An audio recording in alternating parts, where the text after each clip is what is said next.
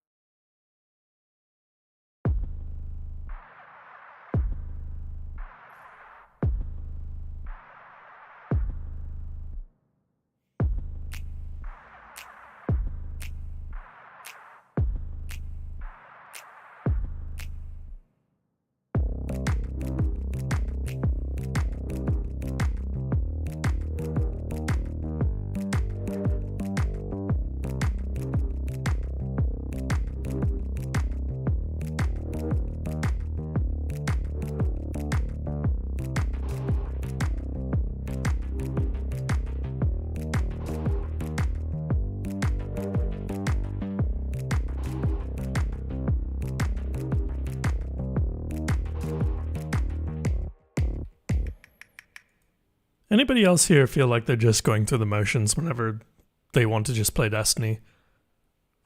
Like, am I the only person here that just sort of just is just like, why am I doing this?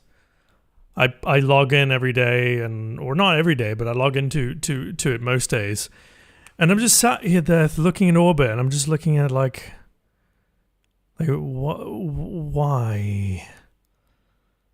Like, why?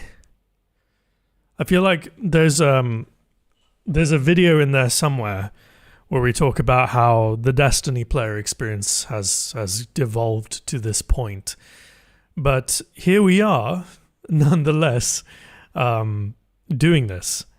It's like we've been through this sort of thing before, right? We've been through content lulls before, but it's this one feels different. You know, it just feels strange. It doesn't feel like it's this one.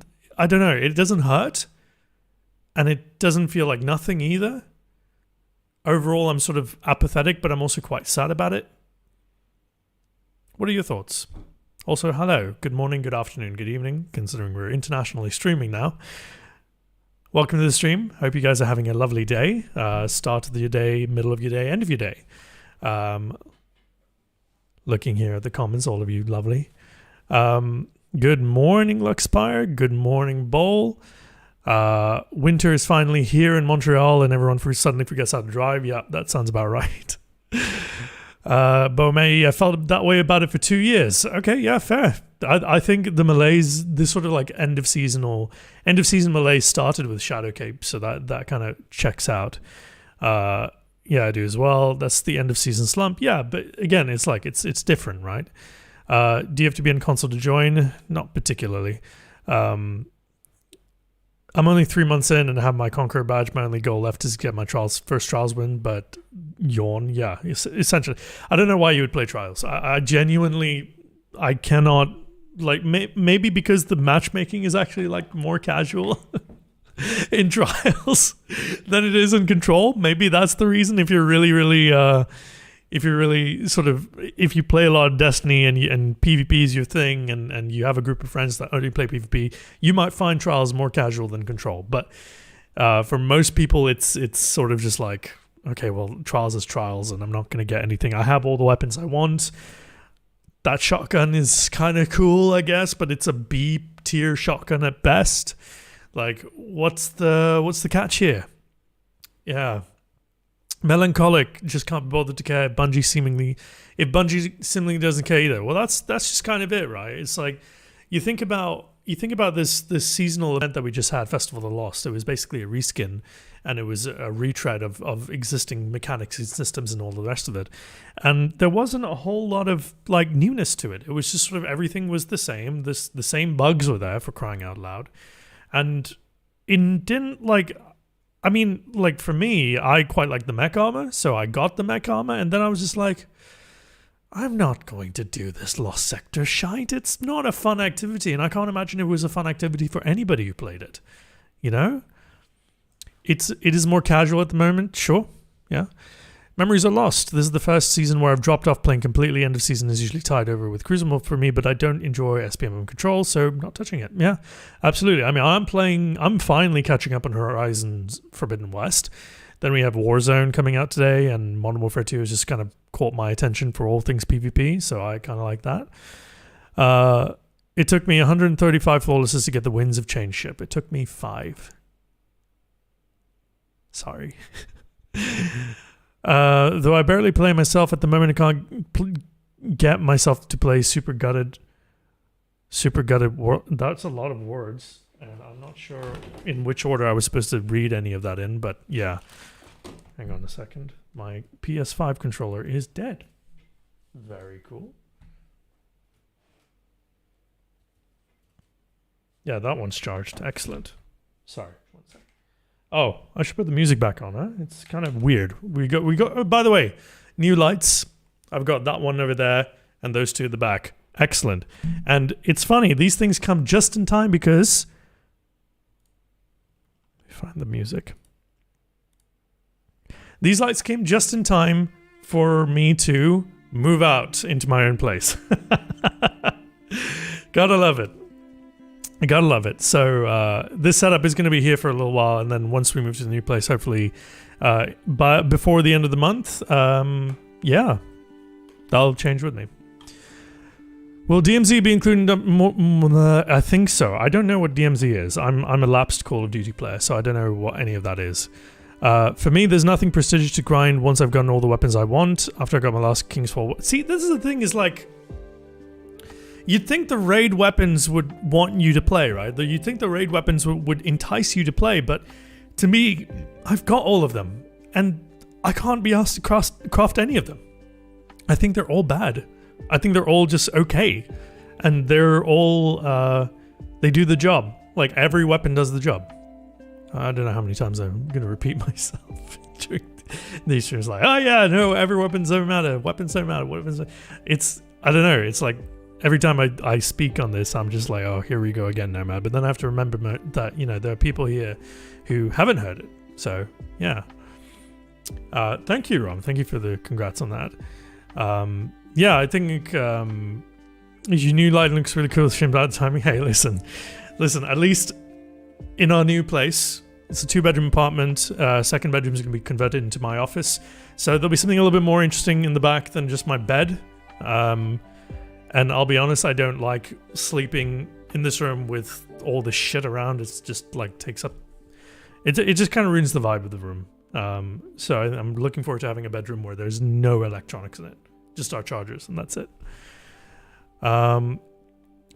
My main issue now is that I've got all the good guns. There's no motivation for me to use crafting or farm seasonal weapons because I have a better role in something else. Exactly.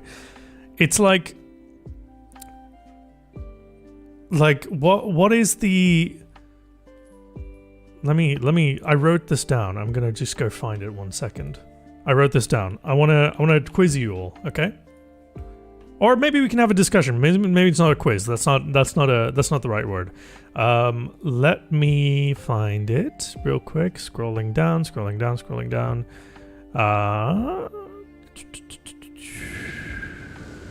Aha, got it. No. That wasn't it. Where is it?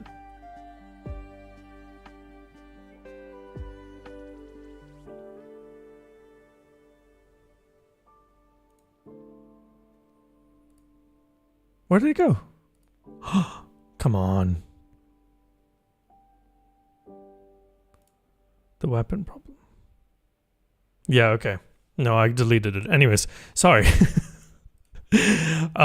Basically like, oh, hey, Fix Nerds with the $20. Thank you so much, mate. Best of luck on your move. Gonna play this weekend, finish my Iron Lord title, mostly playing Data Boy 2 and Final Fantasy 14 until the end of the season. Excellent. Good choice.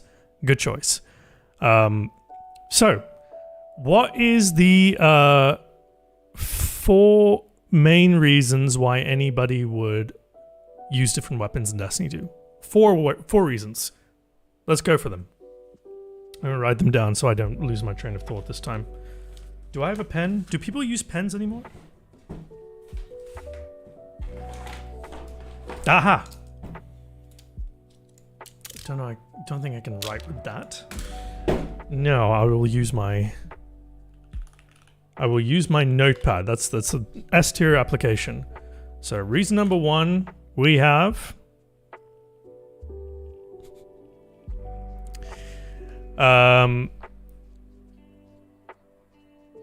funnily enough, crafting the main play significantly less, takes so much. Yeah.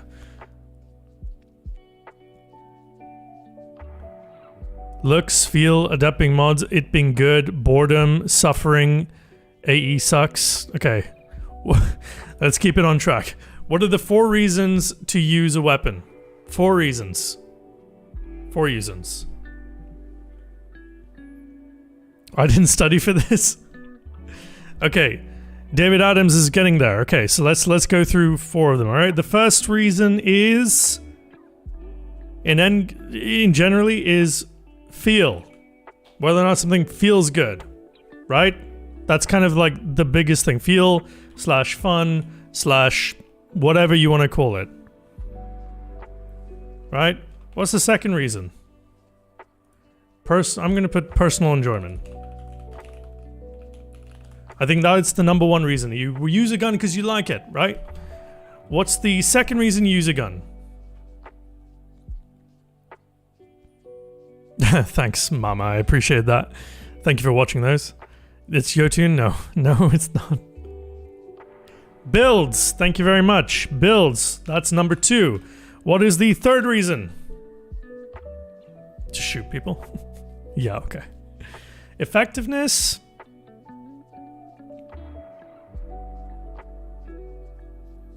Effectiveness is so we already covered sound, looks, and under personal enjoyment.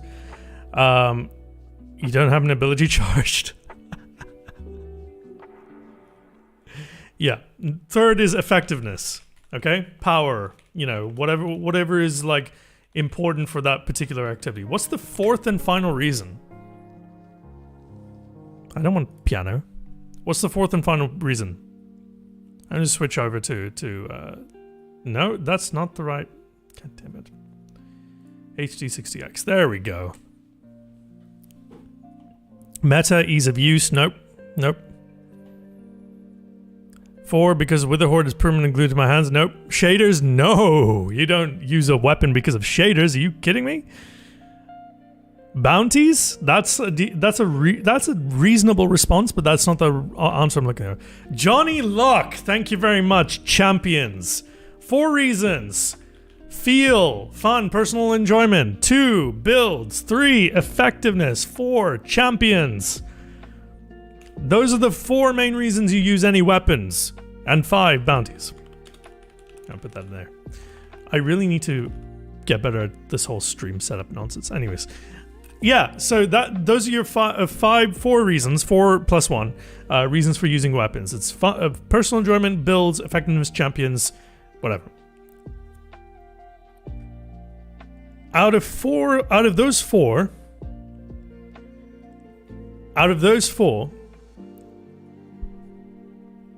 which is the most important?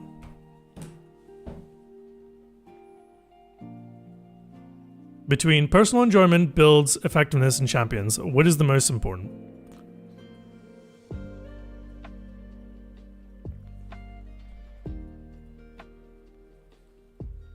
Oh, I can't hear the console. Hang on a second.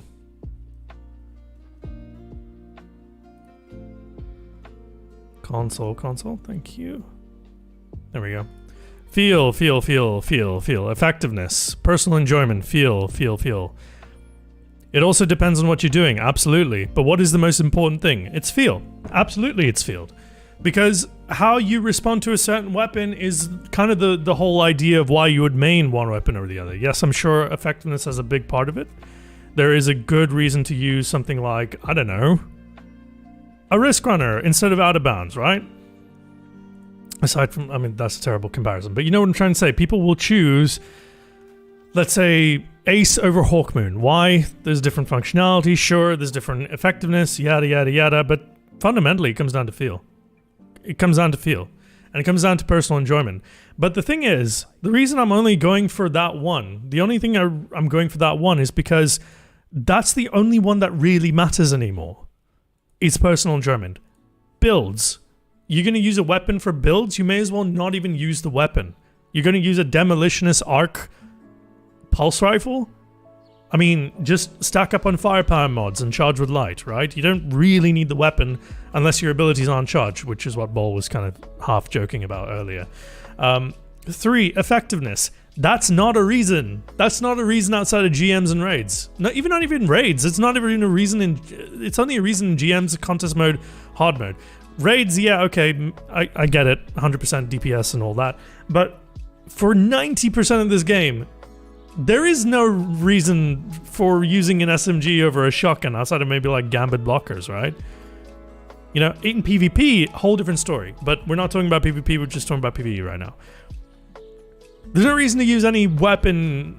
Like, there's no reason to stress over your weapon in PvE because it is just that. It's like all the enemies are easy. They're cakewalks. They bowl over. And then champions. Like, I mean, come on. That's yes, 100%. But also, ta-da! Like, you can do everything. You can do absolutely everything. Now, obviously, yes, weapons are more reliable than abilities for stunning champions. But still. Man's deleting engrams instead of decoding them in god rolls triggered. Yeah, well, I don't care about weapons anymore. I have all the weapons I need. Champions, haha, funny insert meme here. Yeah, exactly. Don't get me started on champions. I won't then. I won't. Like, I mean, this is my loadout for like 90% of the game. It's Wither Horde, Insidious because it's good enough. Here, I'll flex. Oh, it's not even a flex, it's just a kill counter. It's 1900 kills. You do it on accident. And then you have Taipan, and I'm just leveling the Taipan at the moment. That's the only reason it's there. And then I have Hoyle. That's kind of it, right? I just Hoyle my way through 90% of things.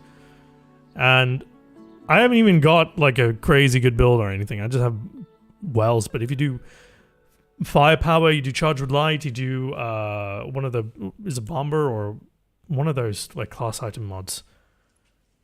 Outreach is for arc. Then I think it's bomber, right? Yeah, that's one. Where's the void one? What's the void one?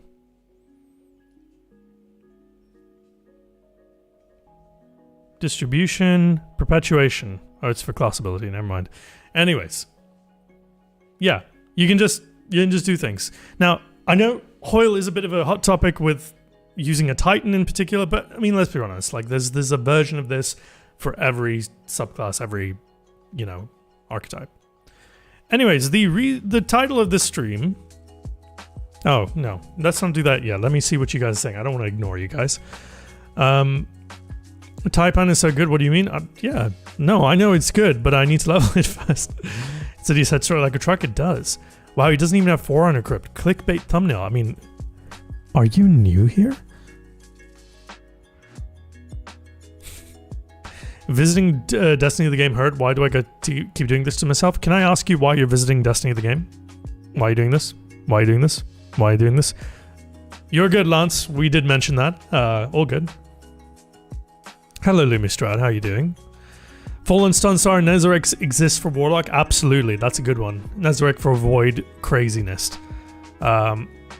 What motivated people to play in Destiny 1 and what changed since then? That's a very good question. That's a supremely good question.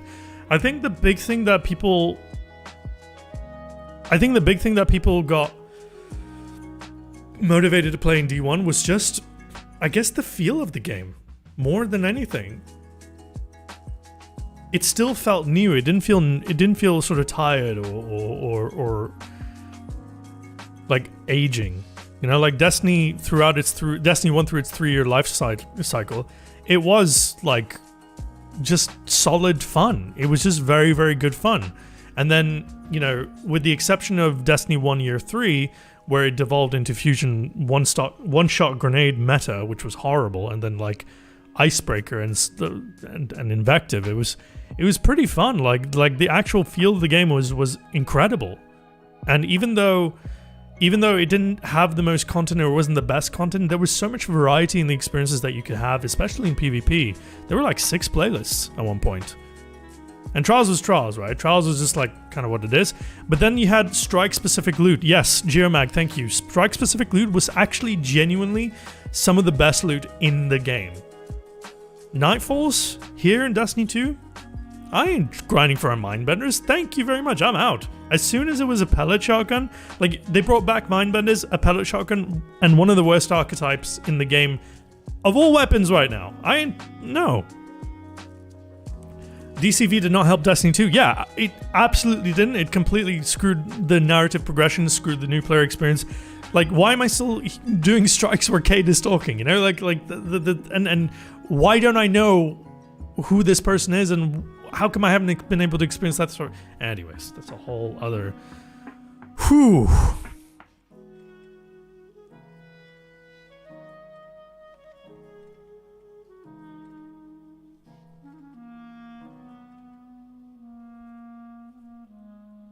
We're good. So yeah, anyways, yeah, Destiny 1, I think, you know, didn't get content taken away. It wasn't perfect.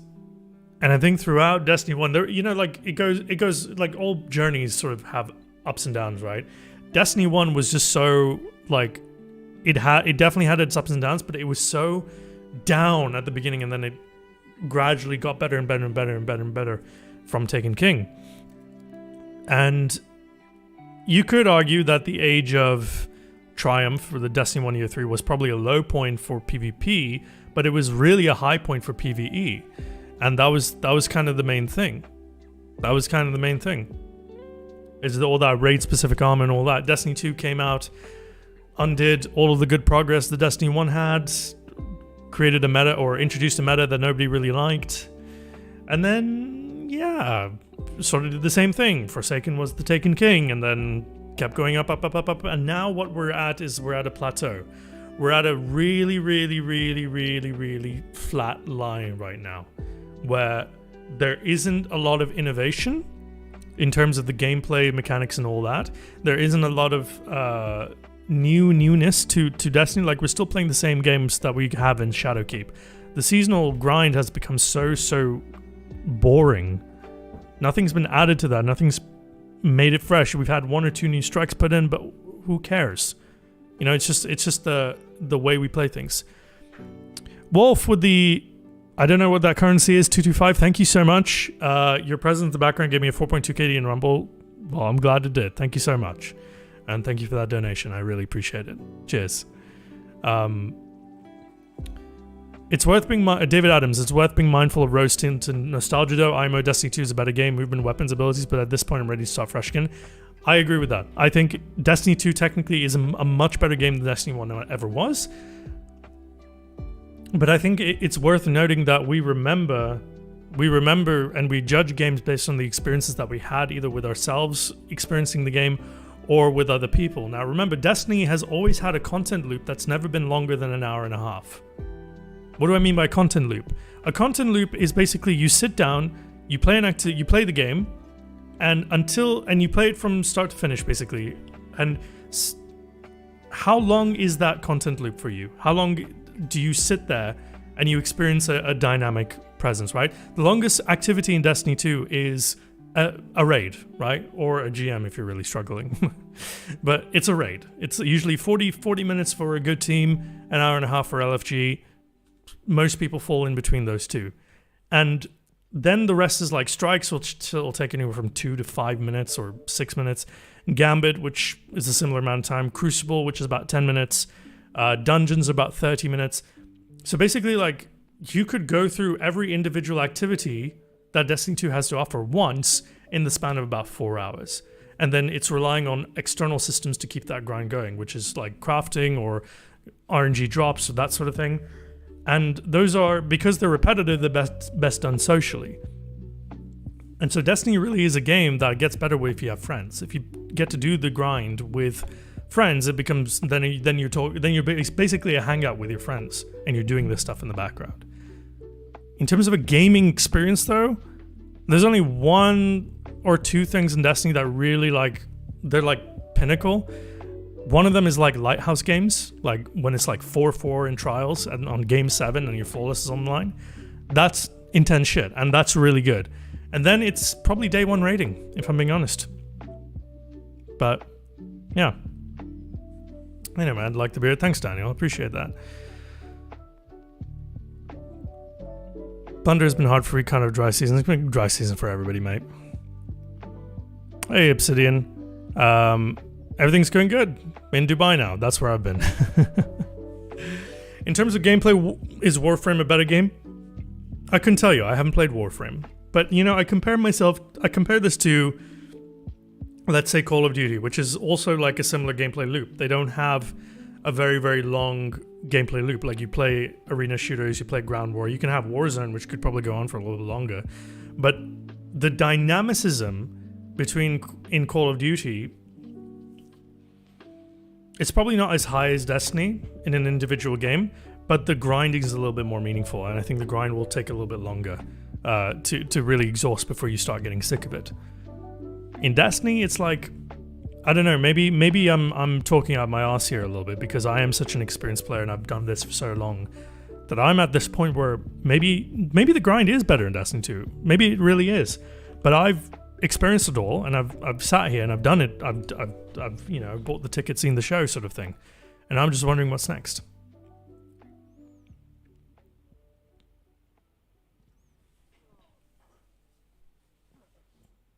You should try Warframe. You'll probably hate it. Why would I try something I'll hate? Anyways, it's Iron Banner week, and we've got things to do and people to see. We got a Boudica. We got a Roar of the Bear. We got things happening. Look at this. Look how incredibly mid that roll is. Wow, incredible. And then we have Impulse Amplifier. That's a good roll. Impulse Amplifier, Vorpal Weapon with Impact Casing, Linear Compensator. Sure, I think we'd probably want to keep it on 100 blast radius anyways. Reload, Masterwork. That's worth keeping. But here's where I'm at. It's like, what am I going to use this for? Why would I use a high impact frame? You know? Why would I do that? I guess the blast radius is worth keeping. All right, let's put that in the bolt. Don't tell Dado. You grind for crafted weapons. What would you want to see next? I think for me, I'm not so concerned about the systems being what they are. Right? I don't care too much about the grind being the grind. I think what I care about is like how the grind happens. Is how do we move on from the seasonal playlist? How do we revamp the seasonal playlist in such a way that they become fun to do again? You know? Because we've had the same thing for so long, and now it's gotten to the point where I'm like, I can't even talk about the grind. I don't want to talk about the grind. I want to talk about everything else. It's because I'm bored of the grind. Okay, let's look at the systems. Okay, why am I looking at the systems? Because I'm bored of the grind. You know, I'm starting to nitpick things in this game that I wouldn't normally nitpick because those are the things that kind of keep Destiny moving. And the only reason I'm doing that is because, well, I'm bored. It's a decent roll. That's a really good roll. That's a really good roll. I'll keep that one. I know stats for all is a bit of a meme, but still, I'll keep that. I don't know what I'm going to use this for. I don't care if it's great or bad. We need a horde mode? Probably. Personally, having been a no-lifer than actually at uni to work, I just don't have the time, and I feel D2 doesn't give me anything for the effort of putting out. And I think a lot of people feel the same way. How do you pronounce Boudica? Boudica. Boudica. Boudica? Boudissa. Don't say Boudissa. Boudica. Unless I am saying it wrong, in which case my life is a lie. But I also don't care, because I'm dead inside. I'm glad you like the background, Obsidian. Thanks. Boudica. See? Whoa, calm down. Don't pull out the 9. What do you mean? Boudissa? Boudica? Boudica. Booty. Also, it's really funny how Americans say, Call of Duty.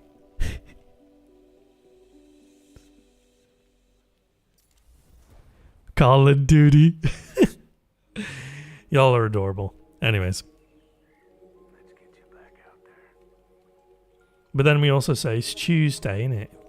So who are we to judge? Call of Duty. Well, the only problem with that roll is the precision sidearm. Yeah. I think on top of all you said, you to power creep, the loot chase is boring. Most vets have all the gear they could ever want to need. I think that's just the thing with any sort of long-term game. That's fine. And like one thing I'll say is I'll give the weapon team their dues. Like they do keep the weapon. Like you guys remember when, like, unless your role had outlaw rampage, it wasn't worth getting. Like, y'all remember that? That was shite. That was a horrible time.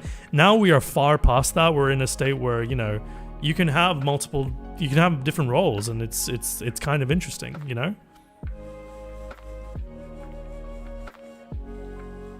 So I'll give the weapon team their dues. Like, they've kept the weapons interesting. It's just like the actual encounter design of most of the game makes it irrelevant because the game's easy. You see, we don't actually say Tuesday. Yes, you do. Don't lie. You say Tuesday. But why am I picking up bounty? I don't know. This is just something to do, I guess. Like, you know, like this is what we're doing. It's just picking up bounties. Why? I don't fucking know. Chris Proctor and Merc are some of the best editions of Bungie. Yeah, I agree. Although I am biased, I like Merc. I love Merc. You the homie. Grenade launcher? 3 grenade launchers? Okay, fine. We'll do grenade launcher things. You'd never pass the vibe chat if you had something besides Outlaw Kill Clip or Outlaw Rampage. Yeah, exactly. It's snowing? Go get to shoveling then. I don't know. One of the things I don't miss about living in Canada is how dumb people were when it came to the weather. It's like, oh my god, it's snowing! Let's make an Instagram video. Get your phone out. Let's do a reel. Let's do a story. I gotta update the story. It's like, fuck off. It snows every year. Why is this news? It looks the same. It feels the same. Planet's burning, but we're freezing.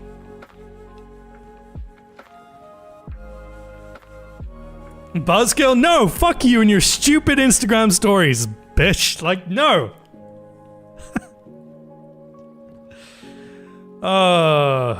No, you can do what you want. It's fine. I'm just joking. Or am I?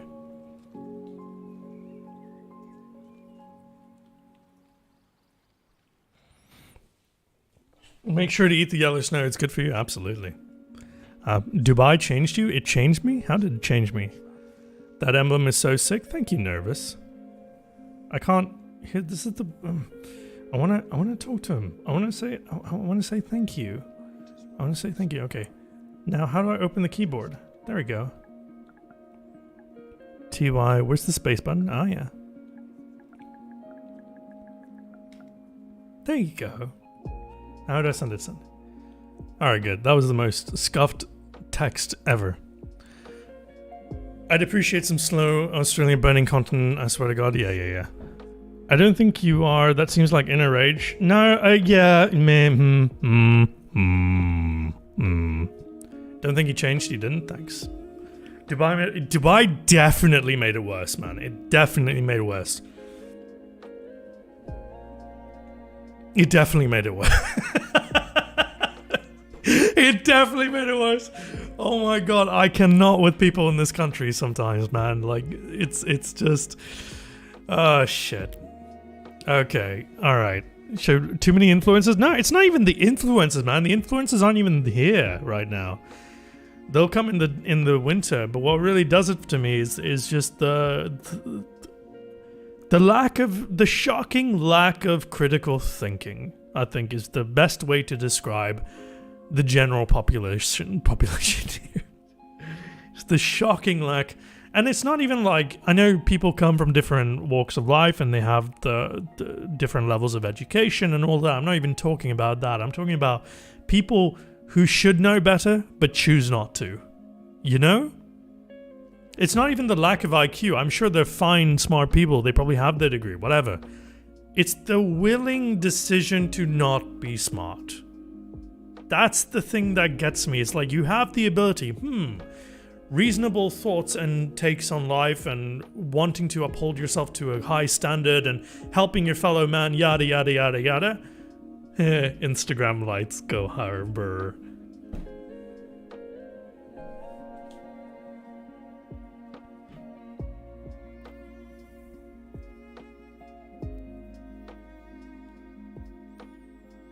Ascendant Nomad. Hashtag 8218. Go on then. Fire team's open. Letting the intrusive thoughts in, they've been here for a long time.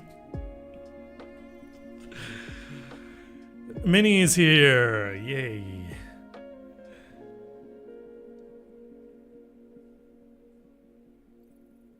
We have Liv. Welcome, Liv.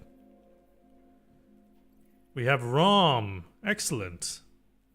We have Vovo. And we have one more. Let's see.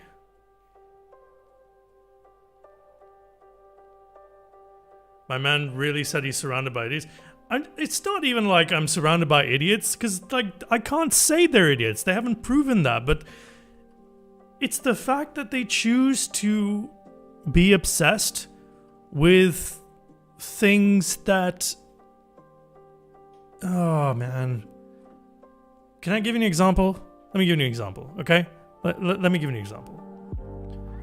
I had a very not productive. I had a conversation with a massive firm here, okay? They call themselves Galaxy Racer. Alright? And I'm not going to name names, okay? There we go. Fire team's close. You can find them online, whatever. I had a chat with them. I had a talk with them. And the guy who I chatted with, you know, he's very successful. He knows what he's doing. All of those good things, right? Very nice person as well.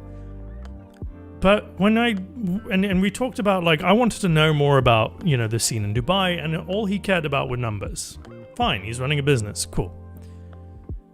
He asked me why I wasn't on TikTok. He didn't even ask me, like, what I do. So, why are you not on TikTok? And I said, because my content doesn't work for TikTok. So, what do you mean? TikTok does numbers. Everybody does numbers. I said, yeah, not this kind of content. I said, oh, okay. How many views you get a month? We haven't even established that I play Destiny 2. We haven't even established that I am, you know, a certain educational type of creator. We haven't established the fact that, you know, people come here for the vibe and the music and sort of just to hang out and have interesting conversations, you know. We haven't established any of that. So how many views you get a month? I say, okay, 500,000. But okay, why is it not 2.5 million? Why is it not 3 million? I said, because I focus a lot of time on my community and I like to make interesting content for them. Oh, okay.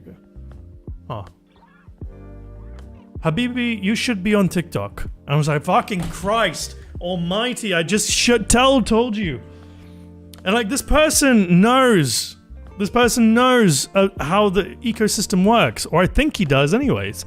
He knows how things are, and he knows that, you know, not like content works best in different places. You know, This was an intelligent guy who blinded himself with the currency that Dubai, the social currency of Dubai, which is follow count.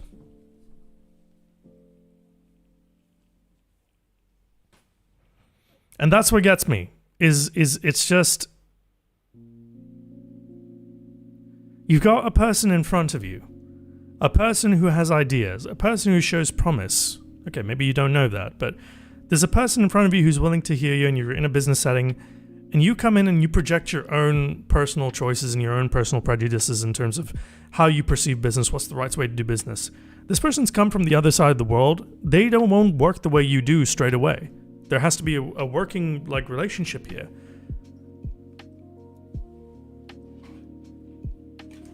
It was incredibly disappointing. And then I've had 3 other meetings with other firms here in Dubai, and they went similarly. And what I learned was that people heard that gaming does numbers. They heard that Black Ops got $800 billion in a week. They heard that Modern Warfare 2 got $1 billion in 8 days or something like that. They hear the numbers behind Fortnite. They hear this, they hear that, they hear the influencers, they see the sponsorship deals, and they create firms based around hype and figuring out the content later. And if you do that, you are chasing something artificial. You are chasing numbers. You're not chasing connection. You're not chasing, building a dynasty or a real audience or anything like that. You are just chasing hype.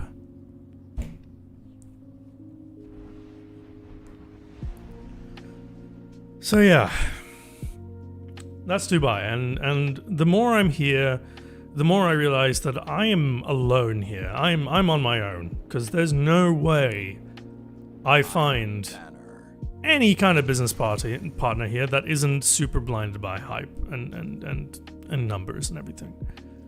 We carve out our own space, and you guys being here will help do that. We're going to be our own fucking show here in Dubai. We're going to do our own thing, and we're going to do it so well that people are going to get jealous.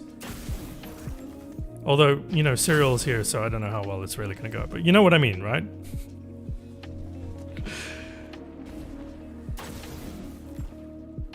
We're going to do our own thing. People are going to take notice. And when they take notice, we'll say to them, you know what? Come on in. Water's great.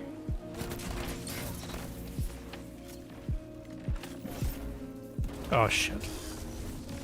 No, you.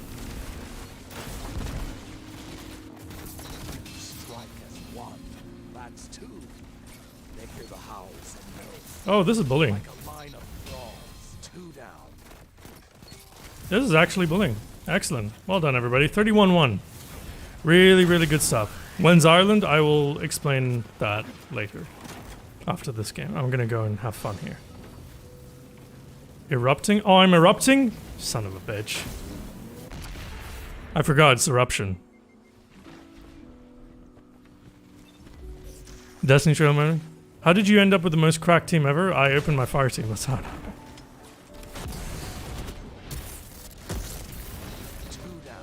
Yeah. I forgot about the fact that this was eruption. Oh shit! Oh no. Don't forget to cap zones, bro.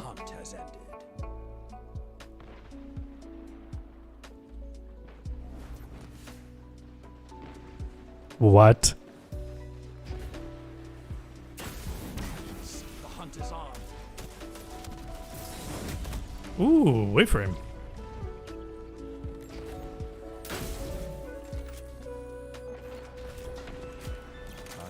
AFK.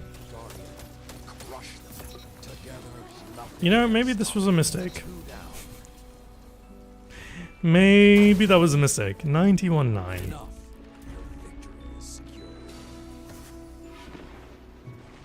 A little bit. I haven't even got like Iron Banner stuff on. What is... Hang on. I gotta do Iron Lord things. Hang on. Alright, take it easy, Obsidian. Gotta have fun with engineering. Okay, so complete Iron Banner as Arc or Stasis. Okay, cool. That's fine. Yeah, no, that's nothing to see here. Nothing at all. It's all good. Don't worry about it. Just vibes. It's all good. No. Okay. Speedrun PvP, honestly though. By the way, really liking the fact that I did so much for Festival of the Lost. It was excellent. Thank you very much. Thank you for asking. Looking for the Iron Lord title. Where is that? Well, I have all Iron Banners. Okay, I gotta do that. I got gilded, right? So I need 3. So I got reset Iron Banner. Sure, I can do that. Each earn additional progress for each. Oh my god! I gotta wear Iron Banner gear. Okay, fine. Here, I'm gonna, you know, let's fashion. It's fashion time. Okay, we'll do that one, and then we'll do this one. Imagine not having Iron Lord gilded. Yeah, that requires me to play this game. And I don't know about you, but I don't do that.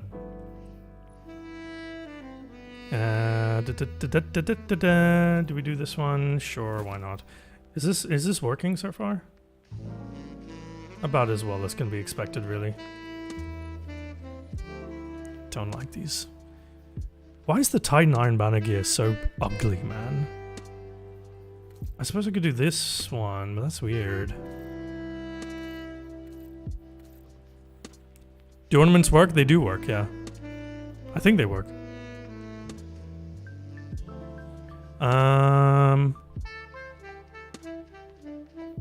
Hey, Purple, how are you? I'm okay. How are you doing? These Iron 4 and a Gauntlets just... They suck! Fine. Fine, I will keep them as such. Oh no, I'll change the helmet because I have a few more of those than the other ones. What else we got? Iron. No, okay, no Iron Banner helmets. Very cool. Very nice, very kosher. Do I go focus? Can we focus for armor? Can we focus for armor at the tower?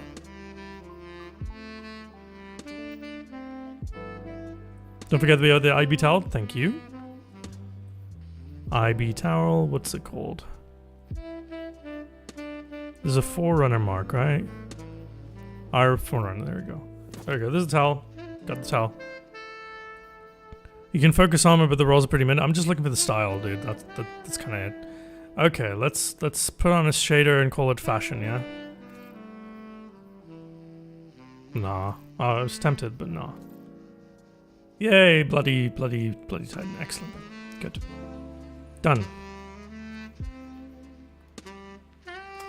Ronaldo or Messi? Neither. Actually, Messi. Now, man, can I get a drip check real quick? Let's have a look. Cereal. Oh, we got Elgaarded. 1 second. Iron Banner.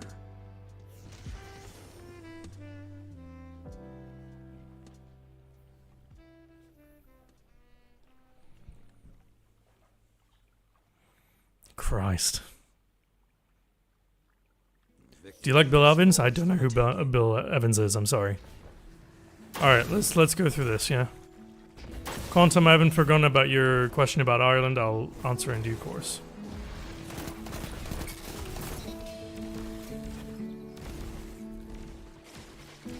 Are you all beneath me? Well, you know, not like that. God damn it!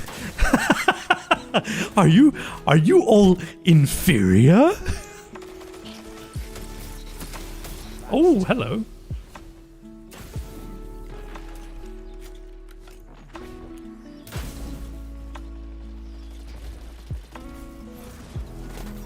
Like a mine of thralls, the fires are lit. Okay, this is a bit stupid.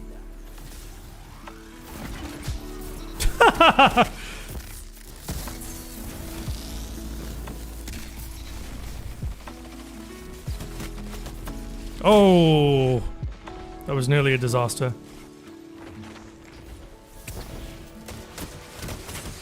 Ah, stupid. Dubai is definitely an influence. Listen, I did not mean to say things like that. Don't be like that.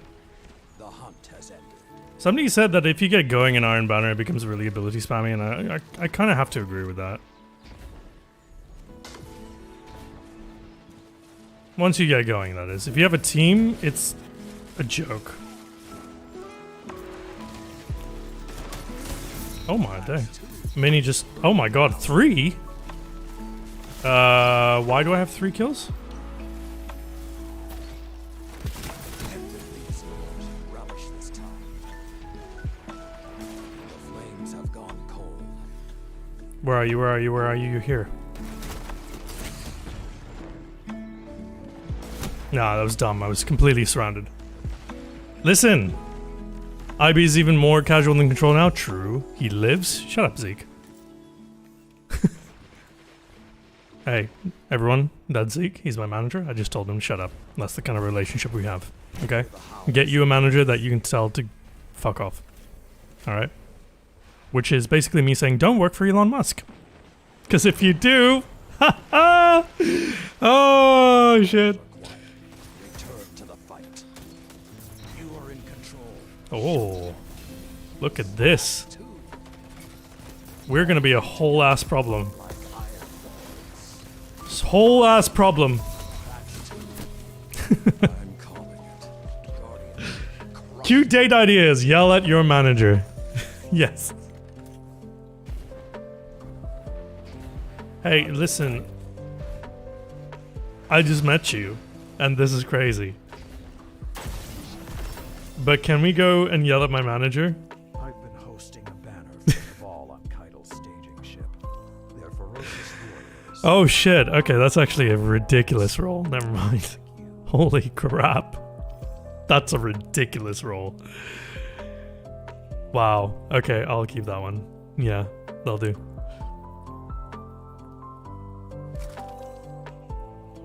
So what happened there? Let's have a look. Is this the stream where I get my seasonal KD up to snuff? Because if it is, then let's do it. Looney Tunes with a $5. There should be a presidential-like debate on quality versus quantity in terms of content for videos in general. Woo! I like that idea. I like that idea a lot. Okay. In corner A, we have the daily uploader, who is number one priority is to make sure that you are entertained, that you don't have to think for yourself, that there is always something for you to watch no matter what happens whenever you get home from work. There's somebody there, right there. Sorry, I'm gonna back out for a minute to get back. Minnie, get back in.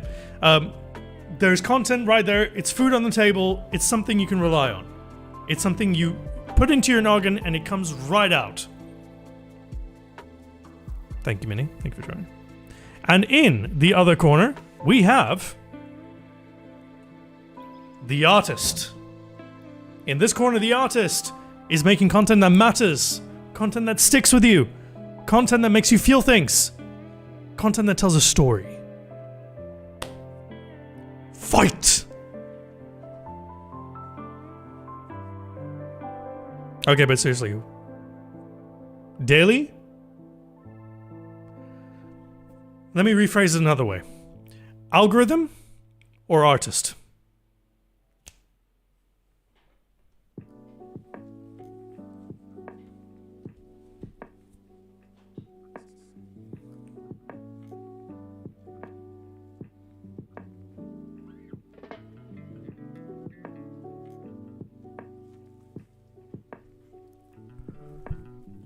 This stream is so relaxing. Love it. You have a music playlist.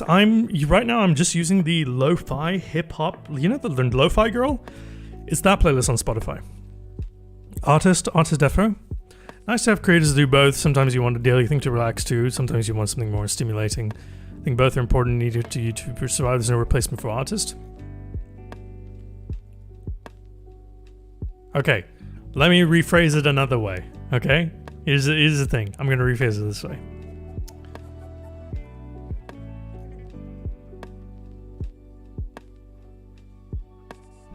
Let me put it to you this way. Here's another way to reframe this debate, okay? TV show, concert.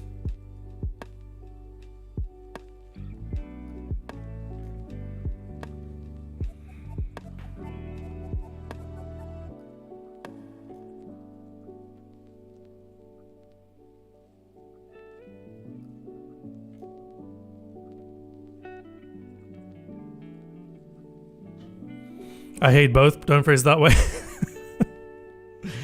You'd never watch a TV show over a concert. Concert? Okay. Those are different mediums, though? Precisely. That's exactly the point I'm making. That is precisely the point I'm making.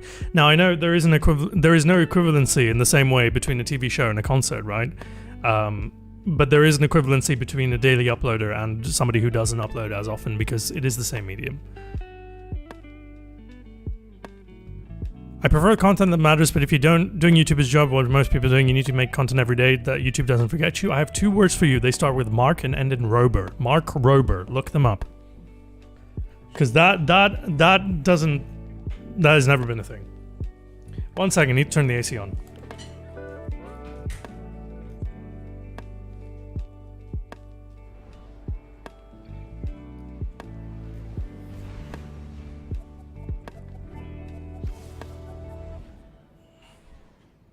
Hey Nomad, have you plugged your Patreon today? I have not plugged my Patreon. What is a Patreon? Could it possibly be the best way to support this channel and the streams and the community? Could it also be a way to continue supporting me through content drafts and all that?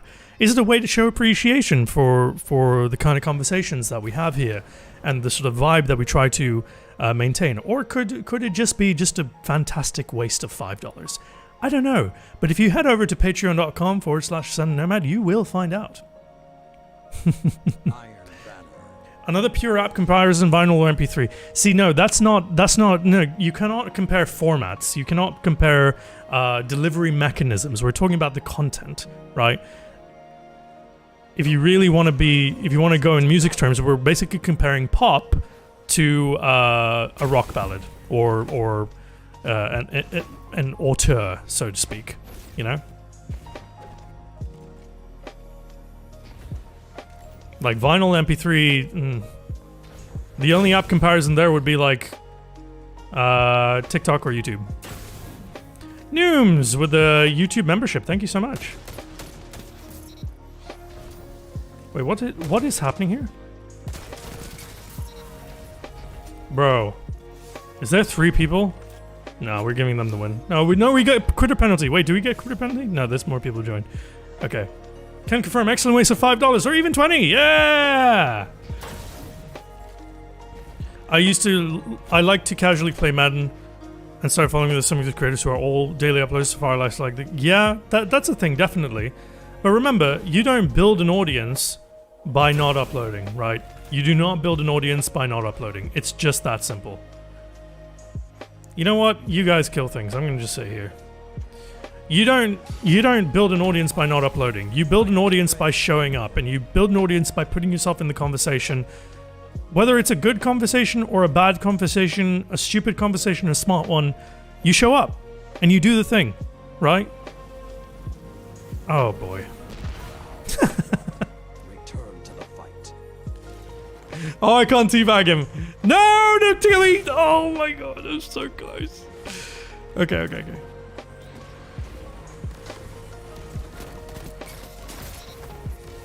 Leave me friends alone. Hang on. We've got a funny man over here. I don't know what voice this is I'm trying to do. It's a voice. Oh, nice shot, actually. What is flinch? What was the name again? Patreon.com/ascend. Oh, you mean the other guy. Mark Rober. M-A-R-K. Mark, as in, like, you know, the most, like, American name ever. And Rober, R-O-B-E-R. See how often he uploads and see how many views he gets. Yep, worth it. Oh, I'm gonna die from behind. Yep, that sounds better, right? You don't know how to feel about Scottish Nomad? What's wrong with you? Why don't you like the Scottish accent? Are you racist? Could it be that you've got some prejudice that you're not quite aware of? You can't live life like that.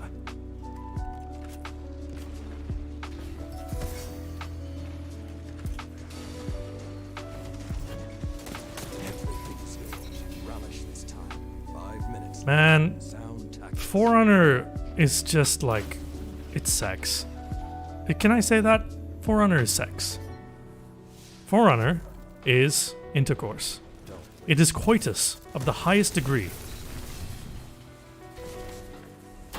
It is relations between two consenting parties. I'm calling it. Guardian, crush them. Such strength would be terrifying. Not paired with such skill. Even worse from Destiny player. Well fought. Mark Rober is a perfect example of quality over quantity. Content easily grabs your attention. Exactly. Exactly. But the thing is, Mark Rober... Oh, Done better. that's a 1580. Don't mind if I do. Mark Rober didn't get to where he is by... I don't know. Thing is, like, most people, unless they have an exceptional talent for video making, which most people do not, it must be said, unless you have an exceptional storytelling talent, an exceptional video making talent, then you're better served doing quantity over quality. Pretty sure that Temper the Scottish accent is a real racism here. Well, you see, I have a Scottish friend, and he says it's fine. Maxor 2, okay, so you bring up Maxor, but the thing is, not everybody likes the seizure-inducing editing style, right? Russian Badger is also a good example. Who else is a good example? Oh, the best example, by the way, and people tell me I sound like him, which is weird because they need their ears checked. Xbox Ahoy.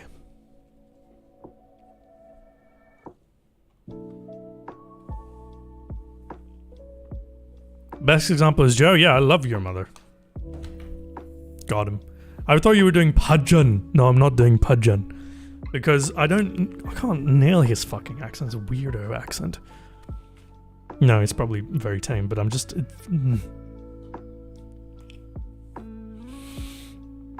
You haven't heard that name in a while? Pudgeon. Pudgeon is here. Pudgeon. Pudgeon. Pudgeon. Pudgeon. I have a thing for you. I have a thing for you. I need you all of you to... I'm gonna back out of the queue because I have to go get this, but give me 2 minutes.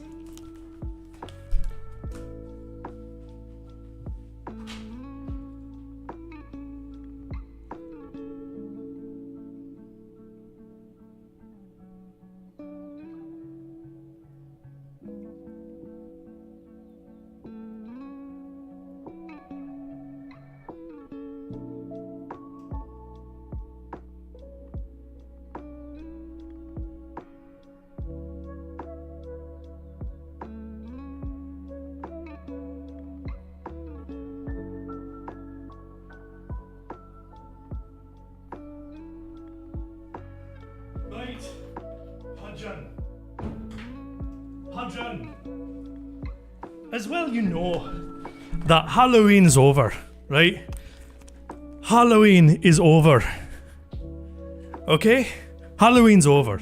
So that means it is officially Christmas season. And that means it's Jaffa Cake season. They've got orange and cranberry Pudgeon. It's a whole new flavour. We can do an unboxing right now.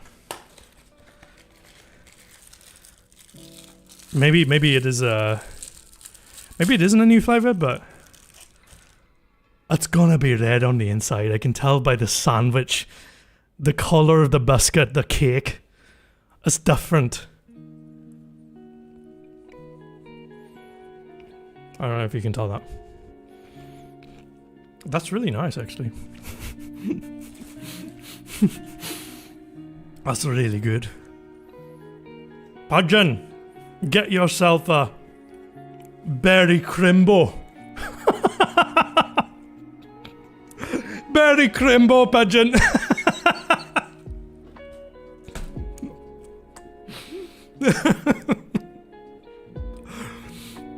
You don't have a Jaffa Cake you really want. If you're in the States, you will likely have a British food store in your local area. Okay, look them up. Just Google British food store and then where you live, and they'll have it. I guarantee you they'll have one. I used to hate Jaffa cakes because of the texture, but the flavor won me over in the end. I said something similar about your mother.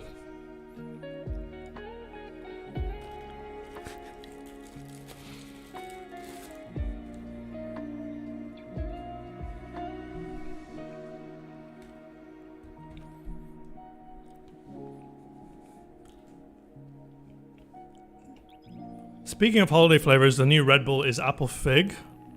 Red Bull. Apple fig.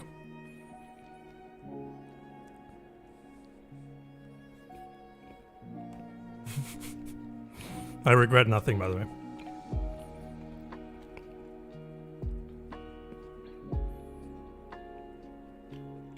Okay.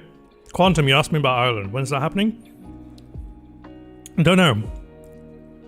They are definitely a cake. They're a cake. I don't know when that is happening, because the housing disaster is such that even if you're on the ground there, it can take you 3 months to find a place. And if we're not on the ground, it's even harder. Patjan with the £5 Jaffa cake tax. Yeah, that's fair. Thank you. Thank you very much for paying tax. Your concerns have been noted, and they will be promptly ignored. Thank you very much. Can I cash in my Patreon bucks for next open spot? Yeah, absolutely. Any tips for getting into shotguns? 2 things. Aim for the knees, and get really fucking close to them. Closer than you think you need to get. Okay? That's it.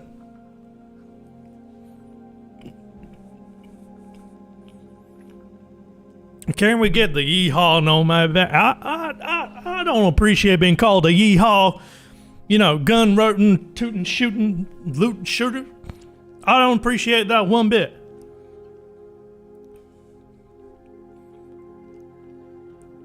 Tip for slug shotguns. Aim for the head, get closer than you think you need to.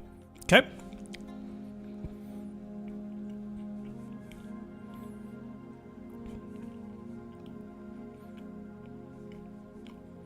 How do you get accustomed to special weapons in general? They feel so odd to use.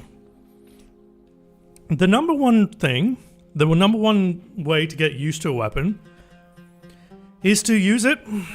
I'm sorry, I don't have a better answer than that, but you let me give you an example, right? This is a pretty common loadout for high end, okay? It's a sniper and a primer, usually something short range. If you want to get better at sniping, yeah, okay, the roll will help, definitely. It will 100% help. But if you want to get better at sniping, you need to have the sniper out as you approach the enemy. That way you're not concerned about switching to a primary or switching to the sniper to set up the engagement. No, you have the sniper out, you're ready to go. Same with any weapon. You want to get kills with the sidearm? Get in their face with the sidearm. Right? The best way to get better at using anything is to actually use it and have it in your hand when you see an enemy. That's the best way. Why did you leave Toronto? Because I didn't quite fancy paying $100 a week in groceries. Probably realistically $125 to $130.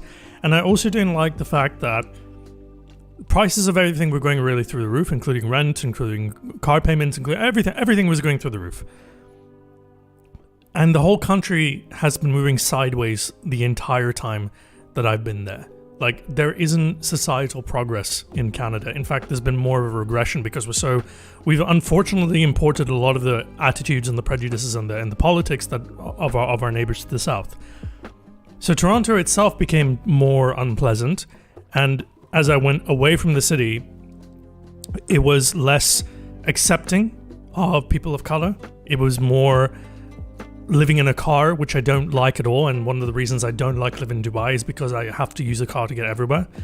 And it was just like the quality of life just wasn't there anymore. It just wasn't what it was when I got there. So, you know, like I'm grateful to Toronto. I'm grateful to Canada for a lot of different reasons, but that place hasn't improved in 12 years that I was there. And how can you be like that? How can you just be okay with what you have? So, yeah. P squared squat. Hello. How are you? It's been a while. Sorry, you tuned in right as I'm shitting on Toronto. I'm like, what? Like, you're probably not like... As someone who lives an hour outside Toronto, I agree with all of that, unfortunately. Yeah. Rapid fire snipers, probably not.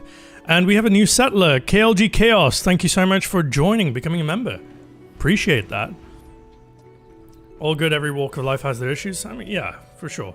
The big one for me, though, was just like, we wanted a 2-bedroom flat, and we didn't want to pay $3,500. You're here to bring that positive energy? Excellent. That's good. I like that. I'm here to bring Jaffa cakes. By the way, if you get these in Toronto, go get them. Orange and cranberry. Highly recommend. Do you stream to YouTube exclusively or also Twitch? Okay. I'm going to get this question every time, huh? Right now, we're going to be only on YouTube. We will go back to Twitch at some point, probably for the charity stream at the end of the month, or at the beginning of next month, which I have to let you guys know about. But generally, yeah, we're going to live here. Is Edinburgh on the books? For what? Moving?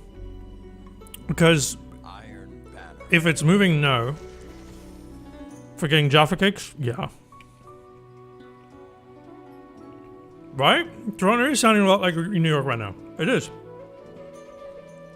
But there's 100% less Casey Neistat in Toronto, so you know. Stay focused. Blame chicken? Blame what? Oh, blame Drake. Okay, yeah. Sorry, I look like a chicken. Alright, let's go find some people and rip their heads off, huh? Oh, hello. Nope. Not today.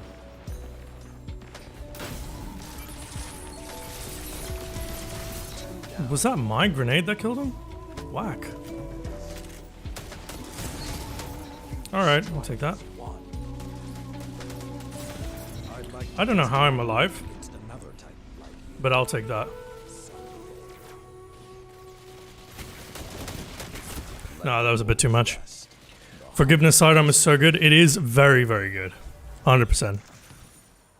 Yeah, 100%. Asafa. It's going through it right now. For sure. Come on then, where are you all? You are in control. That was a defensive grenade. Defending against who? Oh, against that guy. I've just decided. Bowmains! Bowmains! Bowmains! Bowmains! I hate bowmains. Gerudo! Another settler. Thank you so much. Welcome to the stream. What's your role on Forgiveness? We are running Killing Wind and multi-kill clip at the moment. I do have Fragile Focus on it as well, but I prefer the damage boost, quite honestly. Okay. What? Hello! Die. Hell yeah. Aw. Nomad hates me? What do you mean I hate you? What does that mean? How's the YouTube stream doing today? It is bussin'. Hey, wait. Chaos, do Gen Z still say bussin', or is that out of, is that cringe now? Wait, no, why am I asking if Gen Z finds something cringe? They find everything cringe.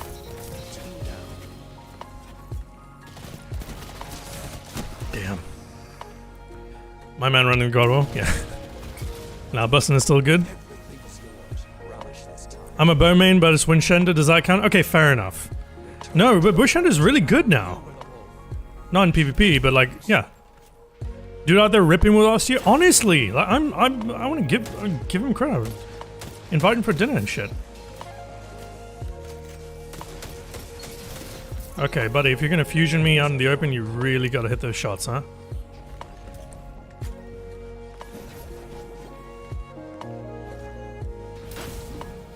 General question for the class. That thumbnail for stream, yeah? Clickable or not? Were you curious, or did you just click because you knew it was an Ascendant Nomad stream? 5 minutes. Be honest. Sound tactics. Okay, we gotta really... you need to watch a video, D. Shotguns aren't it anymore. No one standing.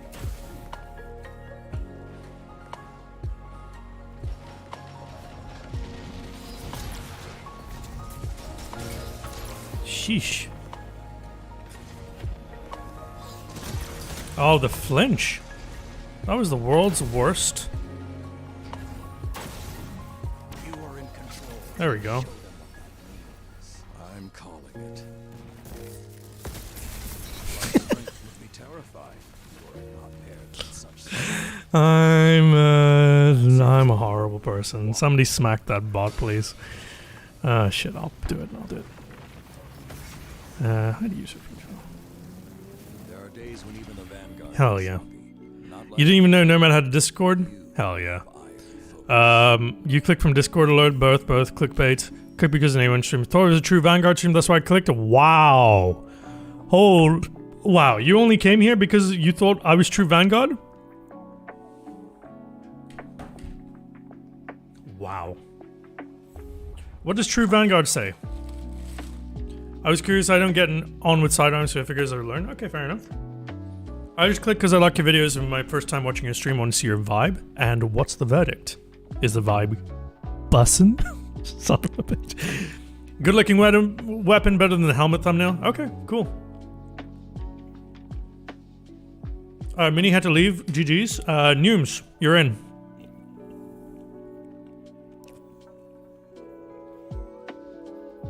I'm gonna invite you, probably mid-game. Oh yeah.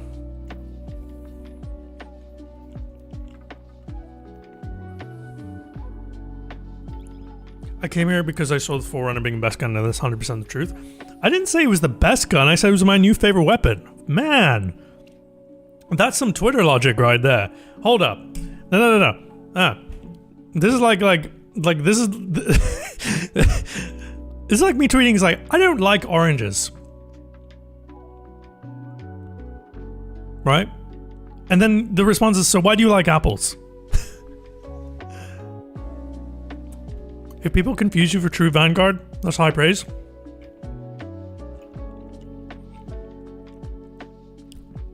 Yeah, I can see the resemblance.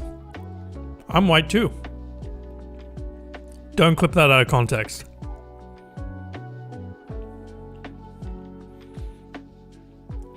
And I'm ginger. Yeah, as well. I'm a ginger too. 100%. The voice really threw me off at first. Why? Are you used to your streams having voices without bass in them?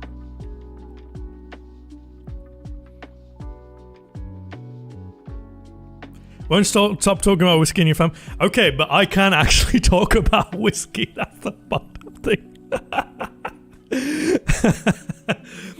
You thought I was Latino? Bruh. Wait, do I look Latino? Hold up. Do I look I don't think I look Latino. What is that? What? Bro. Unless you just came back from Black Panther, in case that was me there. Actually, I am Namor. Is TV that good? You do not look Latino. You do. Okay, those of you who think I look Latino, are you Caucasian by any chance? Just asking.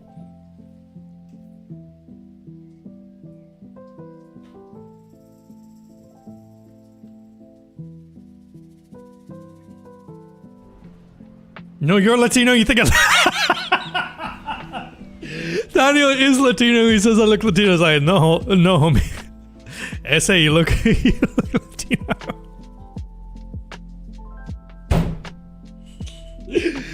Fuck. That's great. I am, but I'm texting and I know you're not Latino. Yeah. You're Indian? Nice try. Try again. Strong college professor vibes. I mean, you know, if I wore my like actual nice shirts, I'd probably come off as a college professor. Yeah, Mexican here. I have to concur you now. What's the okay, Rosa? Give me a phrase to say in Spanish, en español, that will like make me authentically like Latino. No matter they have claimed you, that's fine. At least I'm being claimed by somebody. And of all the groups, I'm okay with being claimed as Latino because they have fucking great food, you know?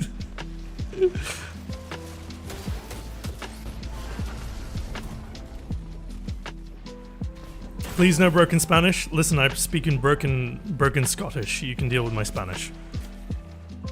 I'm in need of my Nomad lore. Okay, the thing is, we're a Destiny stream. If you wanted the full Nomad lore, we'd be here for 4 hours. But let's just say me picking the name Nomad wasn't an accident. You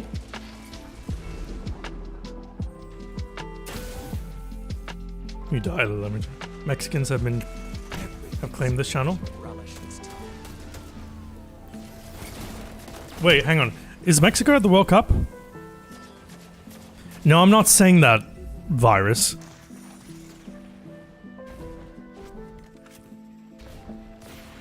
Okay, they are at the World Cup? Cool.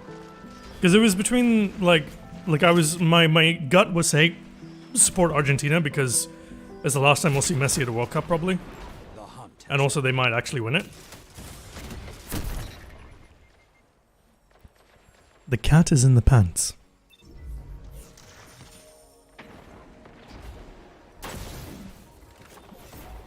Four-hour nomad. I'll do it for charity.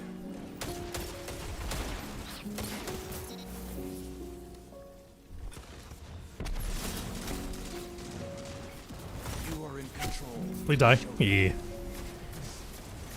I still don't know how you only have 85k subs. What do you mean you still don't know? What does that mean? I'm curious. Because everybody, whenever people say that, they have different reasons for that.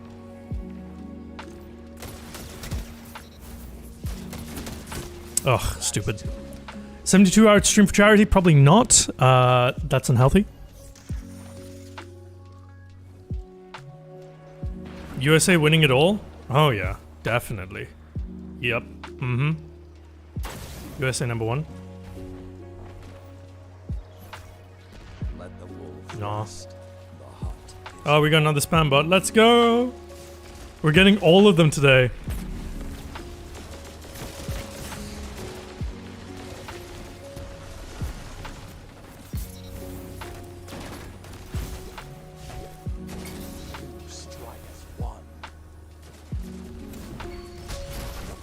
Oh, he fucked up.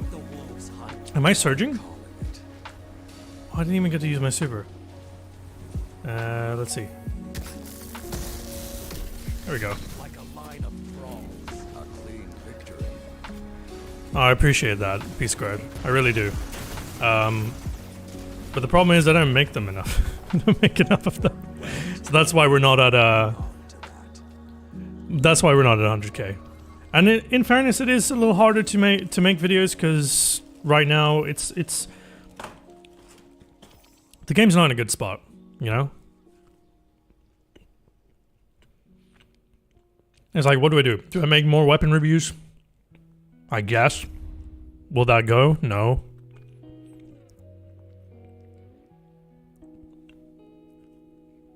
So I'm just thinking, what are other people doing? People are like, data is completely checked out. Astrocross is going to upload something regardless, so that's that. Like, everybody's sort of just struggling for views right now.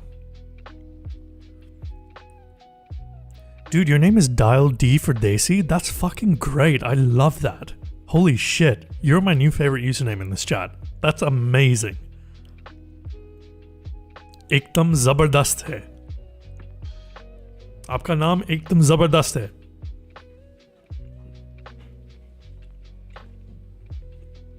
Argentinian, we will lose, probably. What's a good spot for the game? Just something where there's something like... I just want the core playlist to be, you know, actually compelling. I don't know what the spot of a good game is. I just want the game to feel fun and interesting. And it doesn't right now. If you try playing Elden Ring, God of War, neither to those two. I need to still play the first one, but right now I'm playing Forbidden West. Amazing. Play other games. Yeah, I mean in terms of content creation though. Hey Nomad, quick question. Is a hot dog a sandwich? Says Zeke, my manager. To which I say, shut up, motherfucker.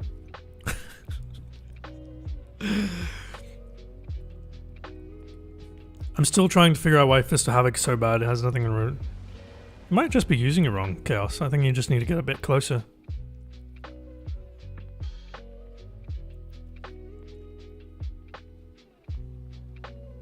I mean, Sappho, we were playing Destiny 2 and people asking questions about Destiny 2. It's gonna be a consistent theme. I'm waiting for a PC port of Forbidden West. You'll be waiting a few years there. It's just Destiny 2 being so weird right now. PvP is on odd place, so is PvE. Don't think any... honestly think doing other games for content sometimes is probably worth... Yeah, but the thing is, like... So... When it comes to uploading... I don't know how many of you here are... I don't know how many of you here have ambitions or aspirations to make content of your own. But... We did talk about this. Like, me and my group, we talked about... Me and my content group is Shadow... Paddy and Castle. We support each other, we critique each other, we you know, sometimes give each other ideas, that sort of thing, right? Like, we're just friends. And so we get together and we talk about this every so often, especially when things are kind of in a bad spot right now. And Shadow had the best take to like making other content, right? He said the reason it never works, the reason it always you know, is a huge hit to any viewer base, right?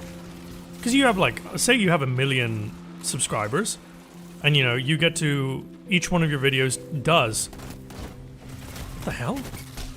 I'd like to test my might against another type. Like, let's say you have a million subscribers, and each video does about, say, 250,000 to 500,000 views, right? It's some range like that. And then you choose to make a video on something, and you're a gaming YouTuber specifically, and then you choose to make a video on a different game entirely. Like, suppose I went from Destiny to Halo.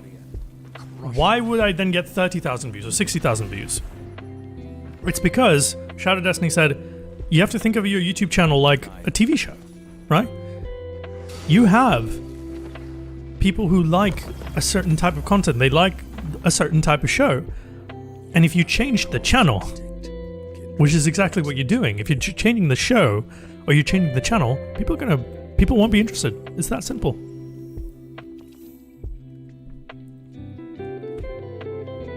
I did things somewhat.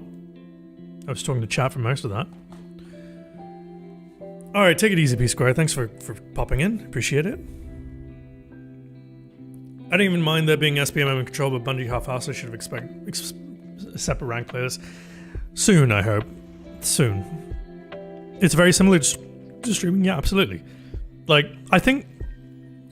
I want to see... I'm curious to see how it changes on YouTube specifically, because in Twitch, there is, like... You know, people do come across the channel through game directories, right? If you want to see Destiny 2 and you type in Destiny 2, you will get Destiny 2 streamers. There isn't a stream directory here on YouTube yet. So people who tune into a YouTube live stream are usually there for the creator themselves.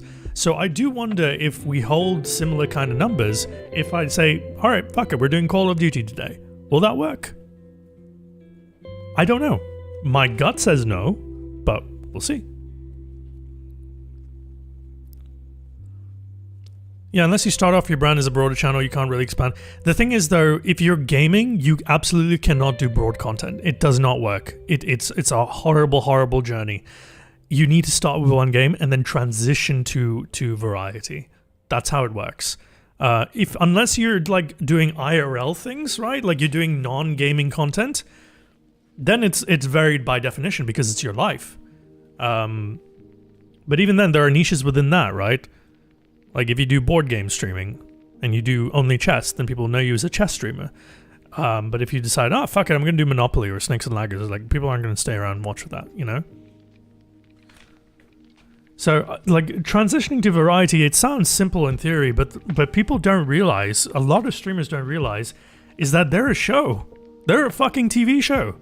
And if you change the channel, people aren't going to tune in. Some people don't care. They're like, all right, fuck it. We're doing a filler season, as it were.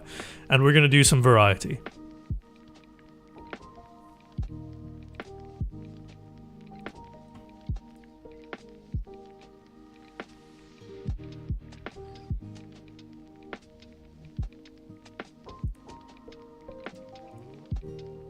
Non-gaming, I watch you make chai and enjoy biscuits. I think people would enjoy that a bit too much, if you know what I mean. There are a few of you in this chat who I'm directly referencing, by the way. You'd watch me play Outer Wilds? Alright, no worries, Zephyr. Right, exactly. Exactly. This thing is it's a numbers thing, right? Like even today, even on this stream, I don't know how many of you, like 100 or something.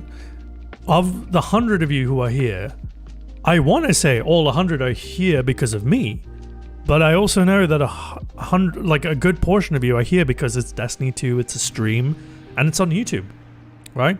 So if I switch to a different game, I don't think I'd hold more than 20 or 30 people. And even then, they're here for me, and they'd be figuring out a new game with me, which is a whole different experience, and it's almost more stressful. So, you know, when it comes to new games like that, you're focused on experiencing the new game with the audience, not necessarily, you know, shooting the shit with the audience, as it were. Show me a new legend. So let's go play Destiny 2, like everybody else isn't. Wait, what? You came here because you saw Forerunner?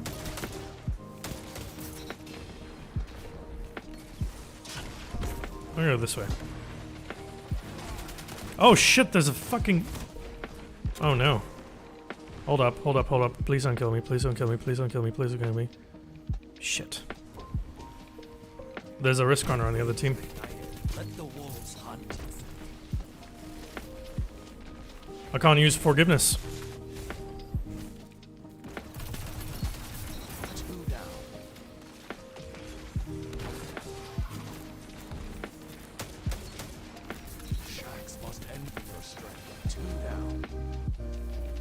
Come on.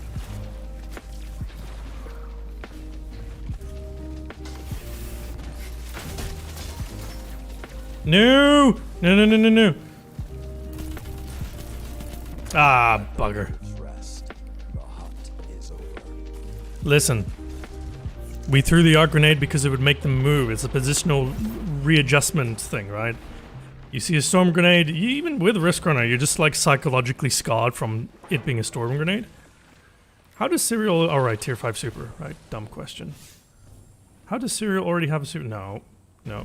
Makes sense. Oh, that's a bad thrust movement. What the hell? Now you were the wolf. Can I?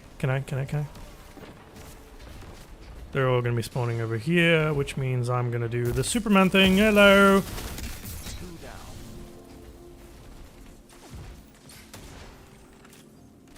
I mean, I could use forgiveness. This team is not gonna threaten us unduly. But it's also fun to use auto rifles because they're actually kind of good. Sorry, you were sacrificed for the greater good. And the greater good is another level on my crafting. You know, I respect the wayframe a lot, but it's not going to make you win games. What the hell was that? I'm calling it. Guardian, crush them. Okay. So we just switched to forgiveness to auto rifle and did that. You are victorious. Very cool. Are you Puerto Rican? Are you going to go through every country? Because that would be really entertaining. Please continue. We all know you were just being kind, buffing the risk runners so they have a chance. Yeah. Yeah. Auto rifle Andy, let's go. Yeah. Yeah, no, nothing to see here. Nothing to see here. True, the numbers indicate what people expect to see from you. People don't go to ESPN for anime? Exactly. I don't know how viewer numbers can be sustained outside of other games except for being let's plays. So let's plays are a very interesting category because there is a whole subsection of YouTube or Twitch or whatever where people actually like finding different combinations of people just playing games, right? Because they're there for how they react, how they perform, how they experience new things, how they problem solve. You know, that's the whole appeal of that genre, is how people are themselves through challenges. That's what Let's Play is all about.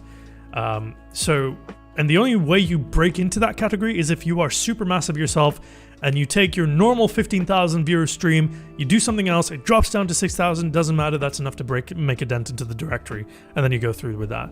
And then the thing is with like 6,000, where you have thousands of people watching you, there is more of a chance that people are there just for you, and people will stick with you no matter what, right? And you build yourself up to that audience. You don't get that audience overnight.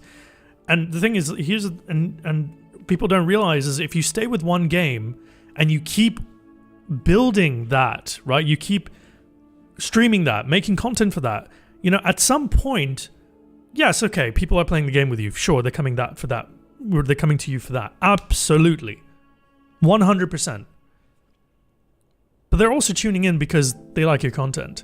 And the minute the majority of your viewers, the minute the majority of your initial views come from people tuning in to you because they like you and they don't come from an algorithm that feeds content to you, that's when you can start playing different things. I've tried watching several creators, gameplays, live streams, or new vids. So many I don't vibe with. To me, the creator is more important. Absolutely. But how are you going? The point I'm making is about discoverability. How are you going to find that viewer you're going to vibe with, right?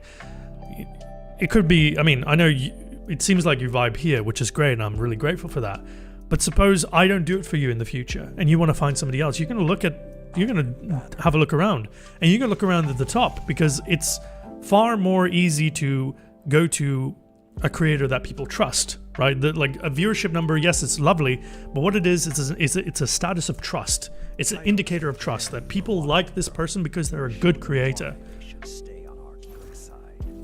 Okay.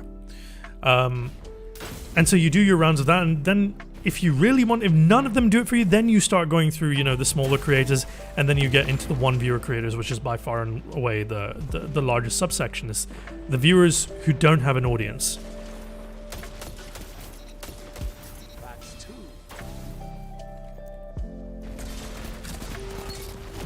I respect it. Do I? Mildly. Sorry, I feel like I was on a good tangent there, but...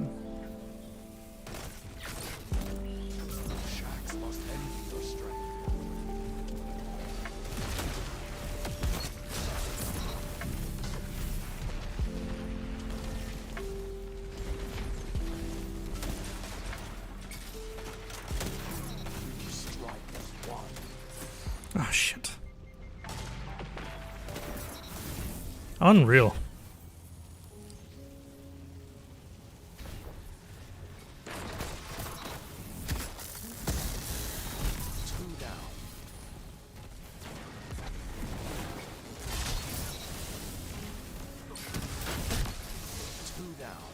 Holy shit. I'm calling it. Yo, please, please, please. Undefeated, undefeated. Don't kill me. Don't kill me. Good. Fuck. Did that work? Yes, undefeated. Alright, cool. More victories. Sorry, I got so, into the zone there. Holy shit. Sorry, I'll go back to everybody here, hang on. Last Iron Banner of the season, sadly, it's the one I love the most. Wish we had 3 instead of 2. Yeah, I'm with you on that one.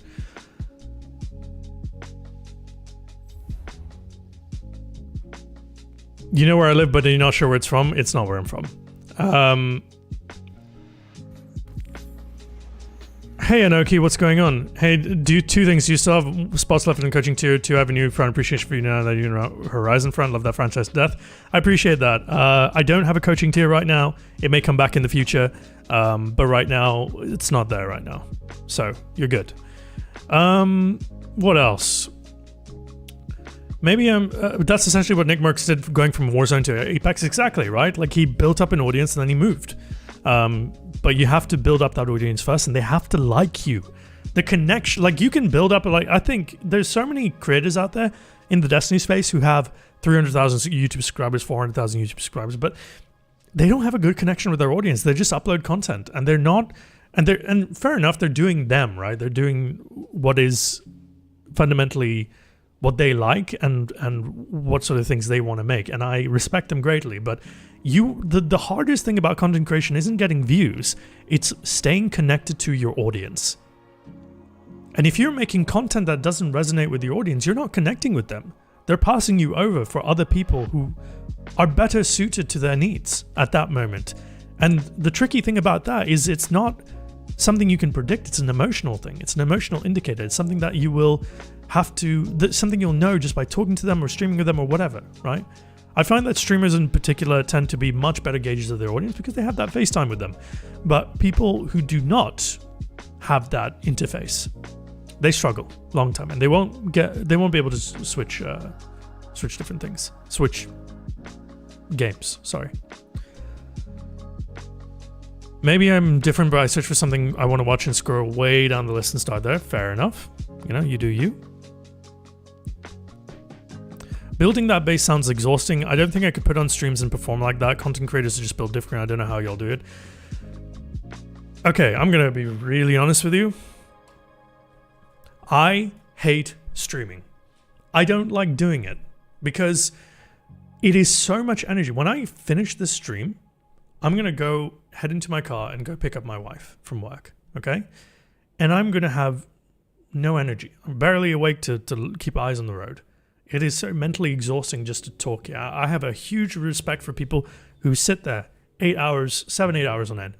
My obligation when I'm live, I have this inherent obligation to make sure that every second, or nears makes no difference, every second, every minute is entertaining, because people will come and they will leave, they will go, they will come back. And in those downtimes, you know, you don't want to just be like, yeah, that was good. You know, you don't want to be like that because it's boring. And the worst thing you can be as a creator is boring. You don't want to do it. So for me, I am wired. I am 100% switched on right now because I want to make this entertaining.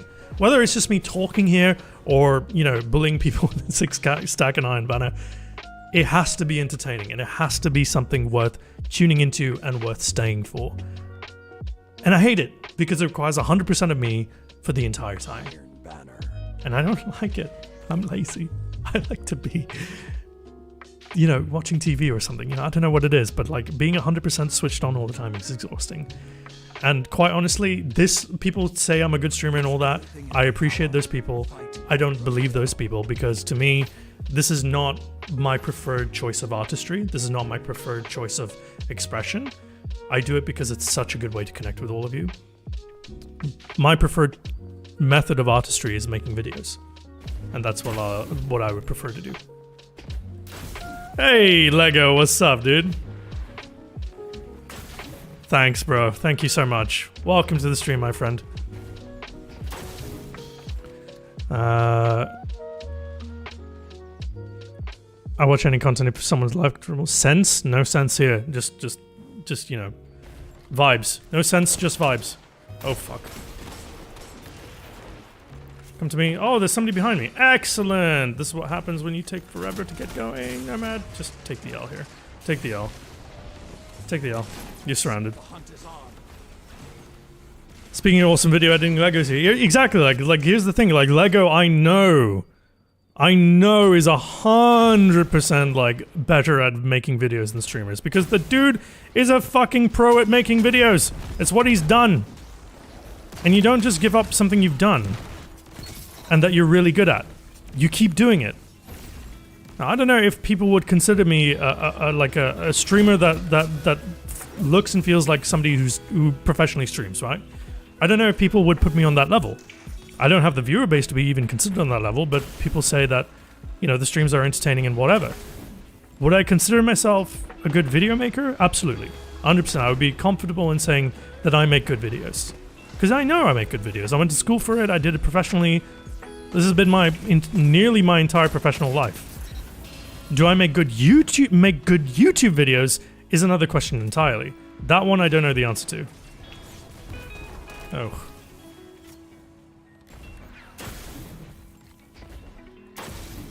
I appreciate that, Lego. Where do you think you're going?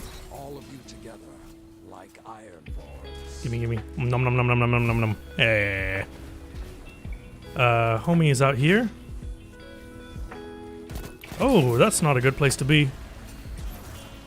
Come here. Oh no! Teammate got him. That's smoke. Just... Jeez. Got people across from us. No! I will defend everybody. I'm calling it. Worth! Absolutely worth. Don't even at me, bro. 100% worth. That does explain a bit. I've always felt your videos are super well made and paced. Thank you, I appreciate that. Your streams feel really laid back in a good sense. That's huge. You think? Because I feel like there are, like, for streaming, it's all about energy, isn't it? Like, isn't it streaming all about, like... In my head, the top streamers are high energy. They're very, very good at holding the audience. They're good at switching topics. They're good at conversation. They're, I don't know. I feel like I don't have a lot of what they have. It's about vibes, not energy. Streaming can totally be about vibes. Fair, okay.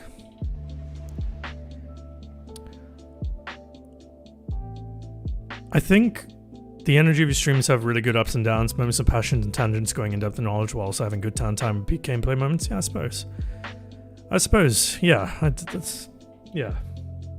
I mean, you all would know better than me, right? Quite honestly. It's genuinely about vibes. Okay. Chill is a vibe people want to. Okay. So you guys want chill vibes, yeah? Mostly?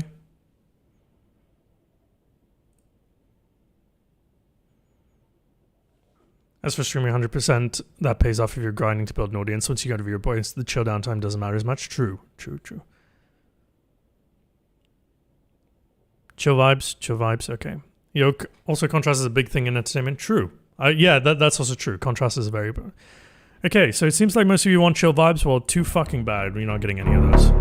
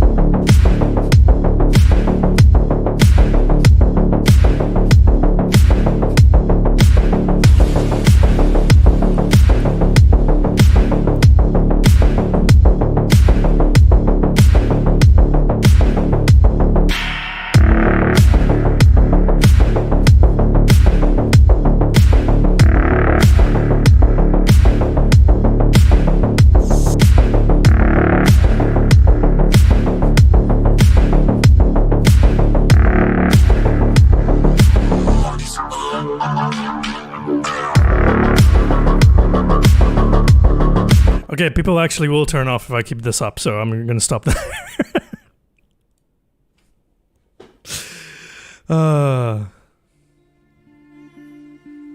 This whole time I was trying to change the lights to like full red, but the app wasn't working, and I was like, why is this not working? What music was that? It was vibes is what it was.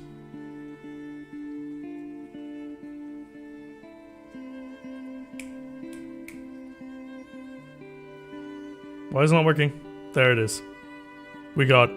No, it's a music thing.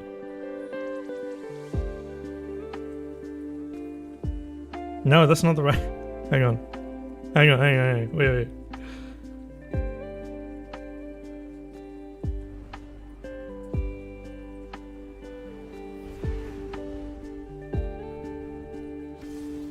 I want a red. Give me a red. I hate this fucking app. Oh my god.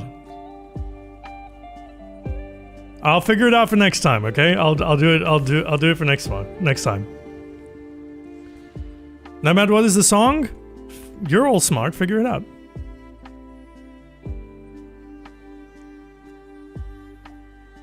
Nice raid you got there. Shut up. Okay.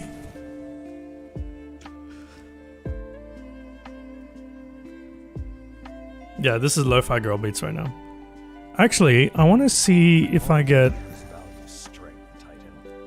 I really like this too, this track. It's actually pretty cool. Hey, Ronan, how you doing? Welcome to YouTube.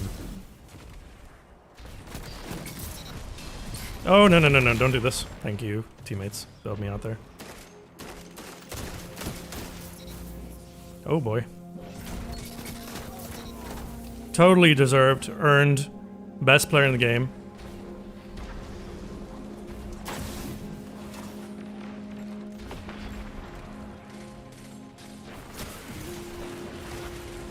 I want you both. Got one, that's fine. Good stuff. Two a bit too far away.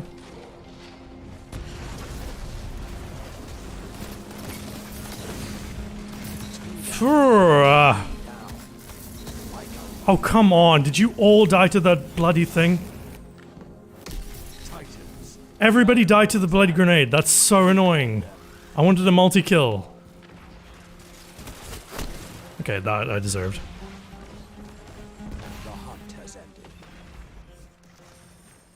That sidearm does it? Yeah, it's really good. Especially on controller. By the way, I am on PS5, in case anybody was wondering.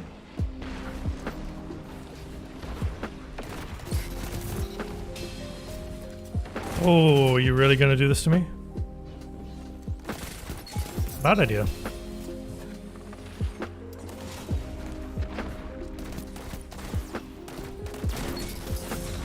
Nice shotgun.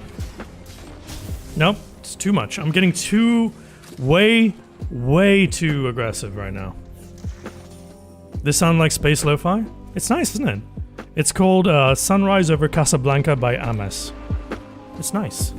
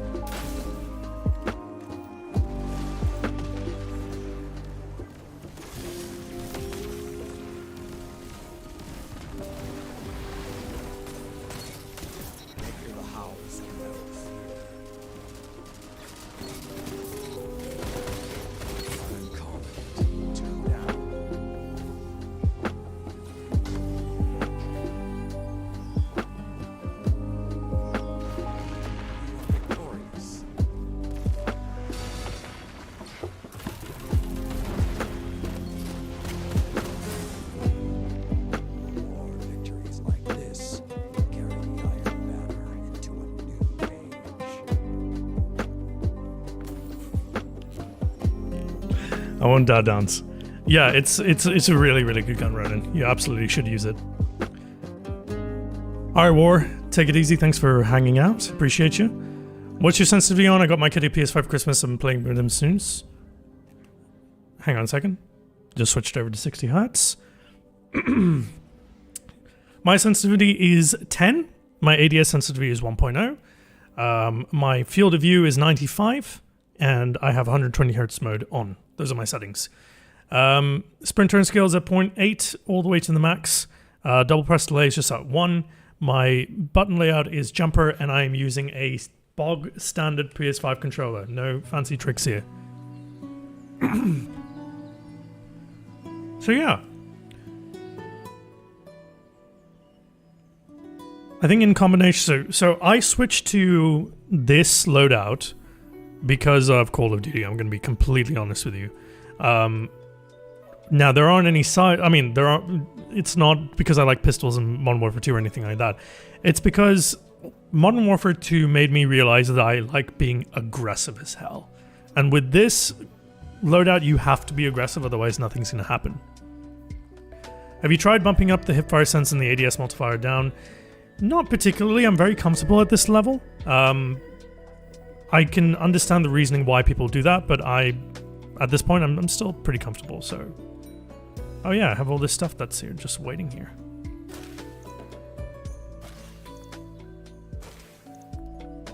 No I'm at all Rat King? No, because then it'd be clickbait. It would be funny though. No, no clickbait. We're using Forerunner today. I felt like I had to if I wanted to keep up in higher level scrims. Sure.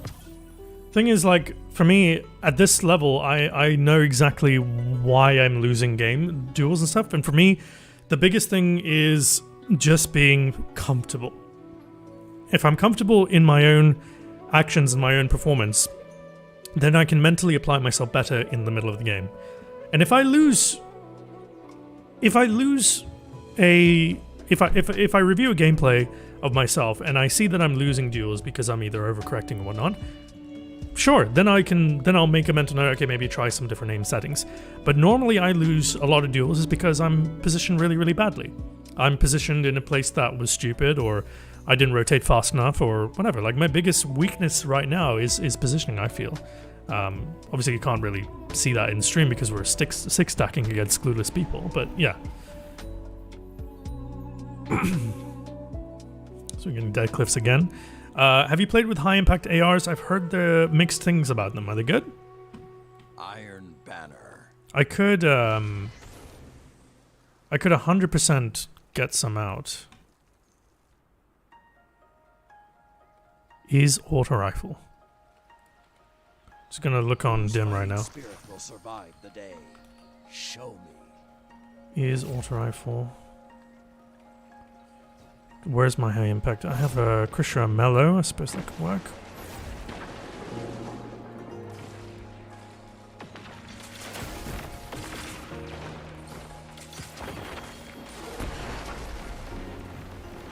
Let's go find out. You want to know how impact performs? So do I. Let's go find out.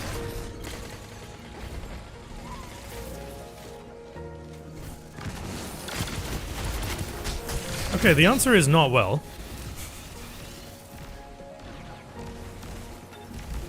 But also we were close quarters, so we'll see. So this is what we were talking about earlier. If you want to get better at a weapon, you want to feel the weapon, the best thing you can do is to have it out. And engage as best as you can with it. That's not good. You love the feel of this gun? I do too. But it's been so long and things have changed so much. I definitely feel like I'm better with this particular weapon on, oh,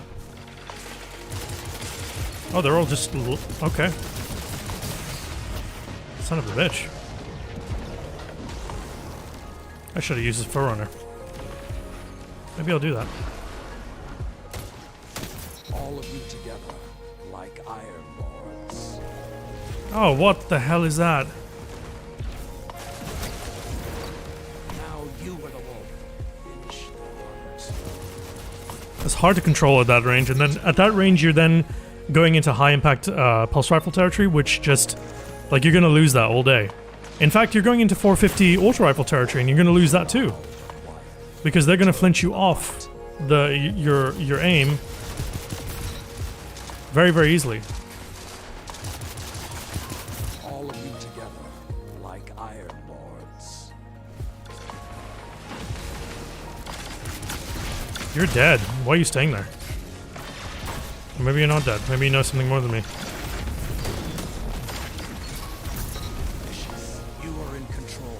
Show them what that means. That's two. Okay. They're okay. They're not great.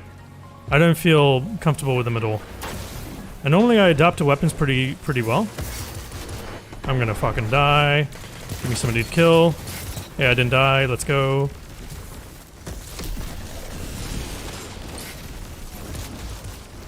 There's nobody here. I'm gonna die. Eruption timer 6. There's somebody over there. Maybe I can kill him. No, I gotta reload, really? Ah. Will come soon. Are you playing on PS5? Yes, I am. Vex is the only good high impact AR. True. Show them what that means. Yeah, I definitely feel like because they're such a precision weapon, they're more for mouse and keyboard than they are for controller. If that makes any sense. Like they're just weird. The howls are quiet. Return to the fight. The fires are lit. Find your prey and end them. Another hunt will come soon. There's no way I'm gonna be able to kill this guy. He's just gonna be... He's gonna run up to me. And do that, despite my best efforts. So I'm gonna put that away and go back to Old Faithful. You are in control. Show them what that means. Alright, take it easy, Dial D for Daisy. Thank you for hanging out. Even though those ranges pulses kill... I don't know if they kill faster, but they definitely are more reliable at that range, for sure. The hunt has ended. Now, That's cute. cut their momentum. Keep pushing. The flames. Alright, let's do forgiveness things. We didn't mercy them. We're slacking. Bro, what? You strike as one. Keep the pressure on. It's almost a kill. That's two. Everything's yours. Relish this time. All of you together, like iron blades. It's very ability spammy, this game mode. It's ridiculous. Alright, we need to go to the tower because I'm gonna run. Was a battle worthy. I'm gonna run out of space. Loki. You ulting into that laser looks cinematic. Yeah. Alright, let's do this. Let's go to the tower and just clear out our inventories because I'm sure they're full. Oh, I got something to pick up as well. Perfect. So, those of you who have used Forerunner, what do you usually pair it with? In-car game usability? Yeah, of course. Naturally. These are fucking dangerous. There's only 10 in the box and I'm already... My god. 900 SMG? Really? Still? I thought they got hit hard. Harmony weapons? Good choice.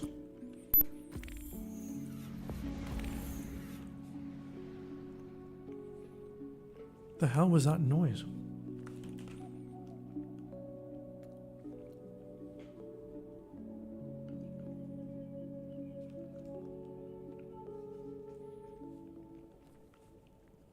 Is the capture card? Yeah, that makes sense because it switches, right? Okay. Yeah, because it's doing 120 hertz to 60 hertz, and so it switches. There's input delay, so that just could be a thing. Shayura is still? Shayura is still good?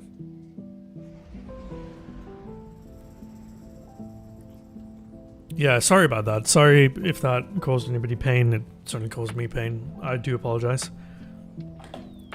Borrow time? Sure.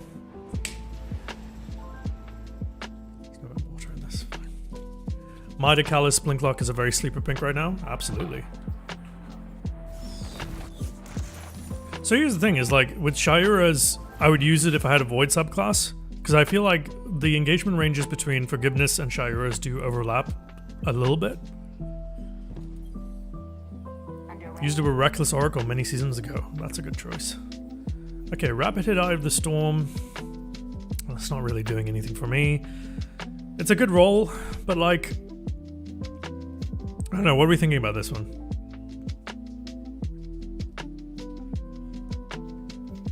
Fluted as well for the handling. You do full bore, you're gonna get max range, but like you want more stability in handling, definitely. You're going with Alloy Magazine instead of... So 13 in the mag, that's pretty good. But 17's better. Mid AF, bin, decent. See, I think it's decent, but like... it's not gonna win anybody. Okay, let's see. Pulse, adrenaline out. What do we have here? Hipfire, tap the trigger. Gut shot, high cal. Not really. Not doing it for me. We have threat detector, volt shot, accurized rounds, and an chambered compensator, which takes it to 100. But you also have small bore, which is probably the better pick, with the reload masterwork. I'll keep that one. DSR, Adrenaline Junkie with Fragile Focus or Grave Robber. That's an interesting role. I don't know if that's... no, I'm out. See, if it's not instantly interesting, I'm out. Demo, tap the trigger, sure. DSR, tap the trigger, I guess. That's fine. It's fine. Perpetual motion rangefinder. We have high cal, full bore, and corkscrew. Corkscrew is probably better for that one. Also harmony. Threat detector harmony is huge. This is a really good roll. But I don't like that I'll have to choose either rangefinder or harmony. Does Out of Bounds need rangefinder, do you think? Does it need it? This is definitely a keeper, absolutely. We'll keep that one. But that's... This one, what did we say? We're going to delete this one, okay. We got Forge's Pledge, stats for all, one for all, boring, bye-bye. Out. We've got Hipfire Grip, tap the trigger. Hipfire Grip Kill Clip with Killing Wind, so basically mini Shayuras. Range Masterwork. Not bad, but again, it's not like perfect, so I don't know. I thought you always want Kill Clip on 180s. You do, but like, it's just a weird archetype right now. I do feel like that's a good one too. And then we have Subsistence, Gut Shot Straight. Nope, that's out. Then we have Dynamic Sway Reduction, Well-Rounded Tunnel Vision, decent consistency roll, but I don't need that. Then we have Rapid Hit, one for all. Again, not supremely interesting. And then we have Moving Target Rangefinder, which I kept earlier. I think that's interesting. It's very aim assisty, but honestly, I think Threat Detector will probably be better for that, so we'll bin that one. Alright, that's where that's going to live until further notice. What's this one that we killed? A Killing Wind Rangefinder. No, that's less compelling than the other one, so I'm going to get rid of this one. Yeah, exactly. I'm the same way. There's like so many of these are like near god rolls or god rolls themselves. I already have a Brigand's Law Threat Detector Volt Shot, so I don't feel like I need to keep that one. No, that's the Killing Wind Rangefinder one. Okay. I have another one of those, basically. So I don't feel like I need to keep this one. That can... Unless there's some interesting barrel perk. That's good, though. Alright. Just put it in the vault. Whatever. Have you tried Steady Hands Harmony on both weapons? I have not. What combination were you thinking of? Put that away. Gonna put that back in the vault as well. And let's see. What else do we have here? Nothing interesting. Gonna go to see what Salad Man has. Light versus light. Anything to focus? Maybe an allied demand, maybe.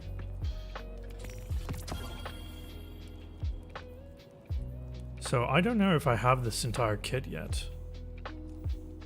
I need to just check collections, because I don't, like, this is my, like, third character, so... Not flare. Armor. Competitive. Okay, so I have all the armor, that's fine. So just missing the trial stuff. Okay, no problem. Just don't need to focus on that. Let's see what we get.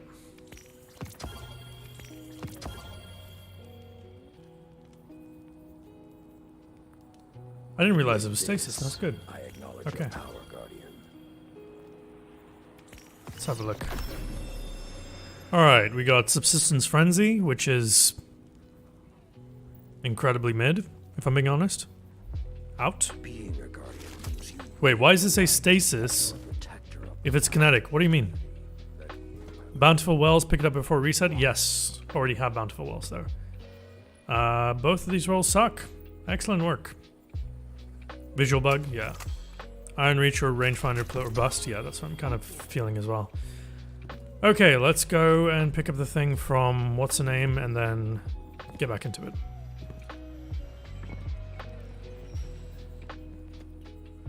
Or we can just vibe and talk about things. Because I'm kind of feeling that right now. Like, as fun as that was, it's still not doing it for me. It's weird. Like, we just did the most incredibly horrible thing possible. We're just six stacking IB. Had a great time immersing everybody, but it wasn't a challenge. It just wasn't. Why are you giving me 1580s, man? Man. I want other stuff. It wasn't a challenge, and therefore it wasn't fun. Unless I solo queue, but nobody wants to see that. Any additional rolls here? Moving target. Yeah, no, out.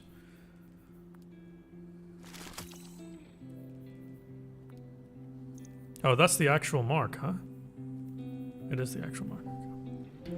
What do you think is the best looking exotic? Armor. Let's have a look. I have a contender for this. Best looking exotic armor. Well, I'll tell you that one thing. It's definitely nothing from Titan. Hunter. Now, I'm a big fan of Assassin's Cowl. I think it looks really, really cool. It's a cool looking thing, and then there are ornaments for it too. If I go to... do you have exotic ornament? Anyways, the exotic ornament for that's really good. Blight Range as well, one that I never end up getting. I really, really like this one. Doesn't do much, but this is fantastic looking. Phoenix Protocol ornament from 30th anniversary is really, really high up there too. Let's see what else we got for hunters. I quite like the look of Athrasis too. There's just something so elegant about it. It's just very, very, you know? It feels futuristic, yet classy at the same time. Renewals also looks pretty good. I'm not a big fan of renewals. It's a bit too blocky for me. I think if you're into that kind of aesthetic, yeah, absolutely, it's high up there. Caliban's Hand. Too busy. I'm more of the sleek aesthetic kind of person. What else we got? We got Frosties, which are kind of boring, but again, like simple. Simple's almost best. No, never mind. I'm talking out my ass. Don't listen to that. Let's go to Warlock. I think for sure they have the highest concentration of just pretty shit. So one of my favorites is Crown of Tempests, especially the Night King edition. It's just so fucking badass. I love this thing. Just so interesting to look at as well. Eye of Another World is also just very underrated in the looks department. It's just cool, and especially with that ornament as well. Then we have Astrocyte Verse. Yes, absolutely. Astrocyte Verse is up there. So good. And then, yo, shout out to Falling Sunstar, man. It is wickedly cyberpunk and really, really like evil looking. I love this thing. Don't have it, but I love the way it looks. Our man's with the gorgeous likening. Thank you, Sierra. How are you doing? Fallen Sunstar is definitely up there. Claws of Ahamkara also is really, really cool looking. But I do think that... Show us the preview. Show us the preview. Do it. No. Preview's not coming. Said no. But I do think the best looking exotic in the game... It has to be Phoenix Protocol with the ornament. It absolutely has to be. No previews in the tower. We're just doing previews. What are you on about? This thing. This is the best looking exotic piece in the game. It's not even close. Sorry. And then if we put on literally any shader, it'll take them so well. Even the ugly shaders look fantastic on them. Look at that, man! Come on! Come on!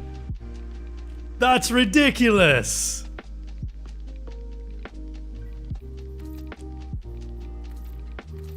Oh, the black and white, but with the subtle pink coloring, pink shade to that. That's beautiful. So good. Now you do have RGB there, but who cares? It does not miss. Every shader looks good on it. Every shader. Which one did I ran? I didn't run this one. I ran Omnichomia. Yeah, I ran this for a little while. This is very, very beautiful. Vesper with ornaments. Okay, let's have a look. I don't know if I have the ornaments for these. Vesper radius, nothing special on its own. These. Ooh. Is this the ornament you were talking about? Where's the McDonald's shader? Don't have it, I don't think. Let's see. Okay.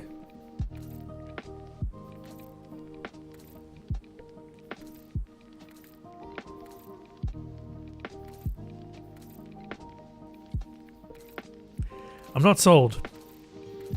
It's nice, but not like best. That's actually a good shader. That's a really good shader. What do you want, Serial? Put on Boreal Defiant on the base ornament, please. For Phoenix Protocol? Red War green shader. Okay. Red War green shader. That's watermelon.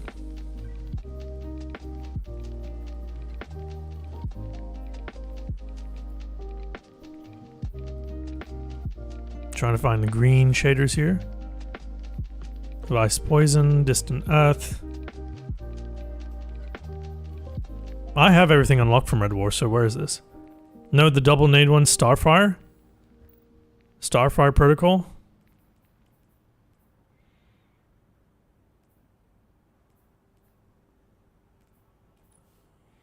Base ornament. Sort by color when? Honestly. Where is this shader?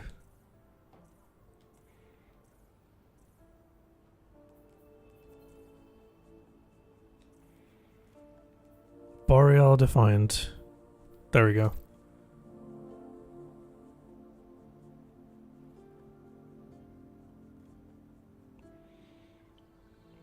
I suffered 3 minutes to do this.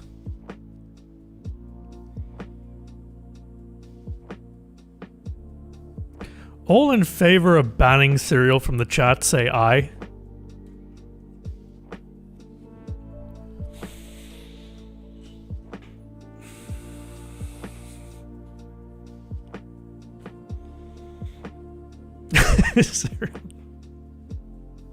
Cyril voting for themselves. Very classic. Okay. Good stuff. Alright, so my pick is going to be Phoenix Protocol with the Phoenix Full Ornament and literally any shader. Like, look at that. That's the Crucible shader. What else? I really like this one because it outlines the edges. Almost looks like cell shaded. Almost. Really cool. It's a great shade there to ruin your look. My favorite is chromatic? Yeah. Yeah, that's my best exotic. Okay. These are interesting too. They're very, very interesting. Right. Gambit, Jadestone, Sierra, shut up. No. No. Don't worry, I know who Sierra is, so I can tell them to shut up. That's how it works. If you would like to be told to shut up in the Ascent Nomad stream, DM me.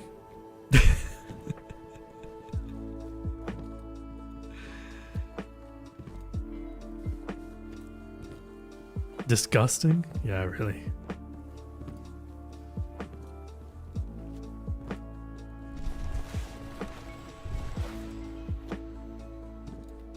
Question for all of you. Outside of myself, obviously, because I'm number one, whose opinion on the Destiny community and the state of the game, I should say, not the Destiny community, but the state of the game, whose opinion do you trust the most? I want to know. Also, Tower people, we are done here. We're just going to be wrapping up the stream. Thank you very much for hanging out, and it was good games. GG's. Dado, Lunars. Dado. God damn it. Dado and Fallout. Paul Tassi, unironically, really. What makes you say that? Dado is pretty based. Paul Tassi. Controversial but difficile in Waller. Okay. Eververse isn't just a title. It's a promise. Kami Cakes, PvE Mactix, PvP Fallout. Fallout and Drewski. Okay.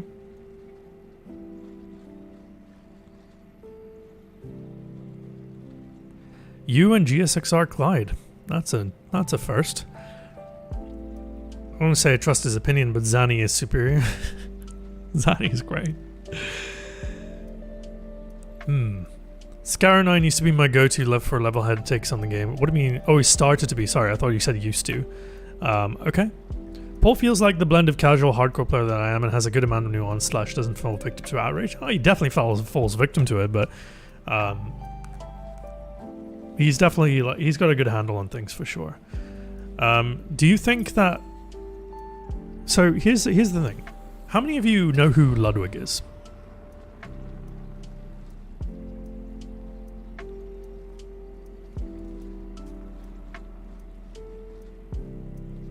Usually myself, the no financial incentive to provide commentary and farm clicks. True.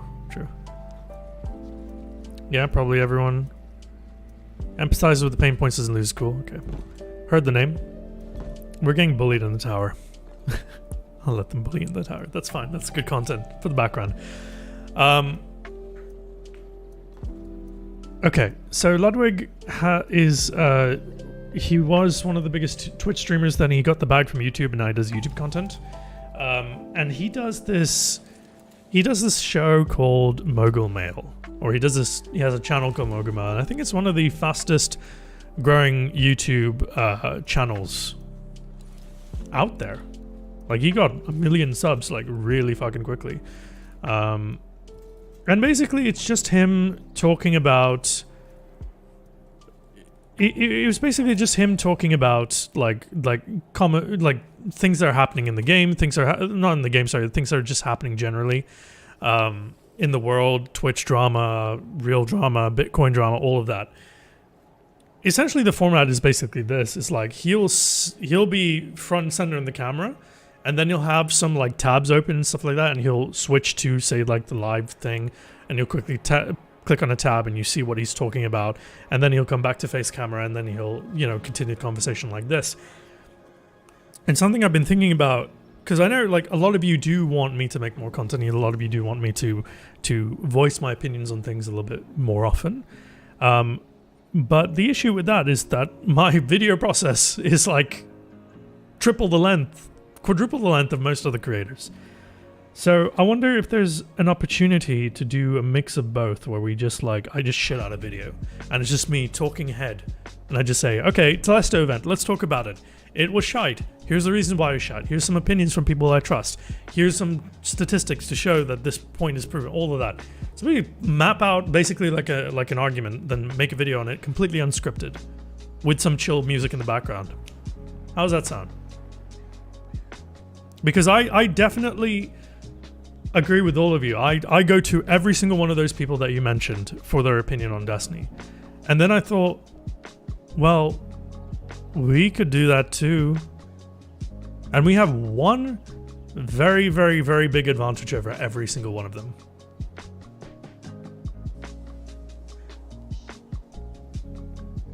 The beard.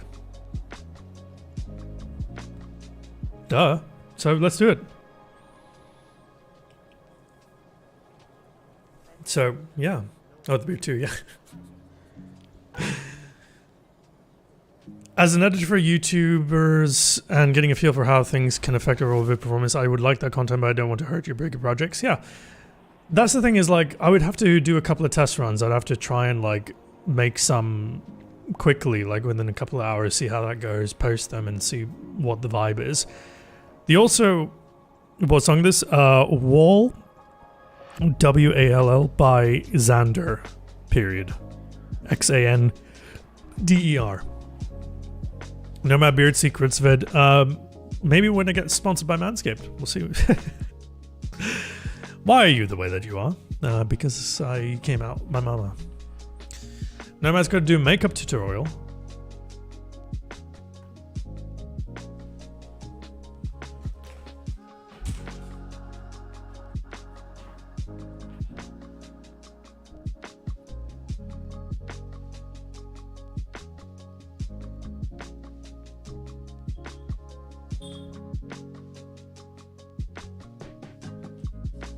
Okay, so what we have here are some products that I use to actually look good.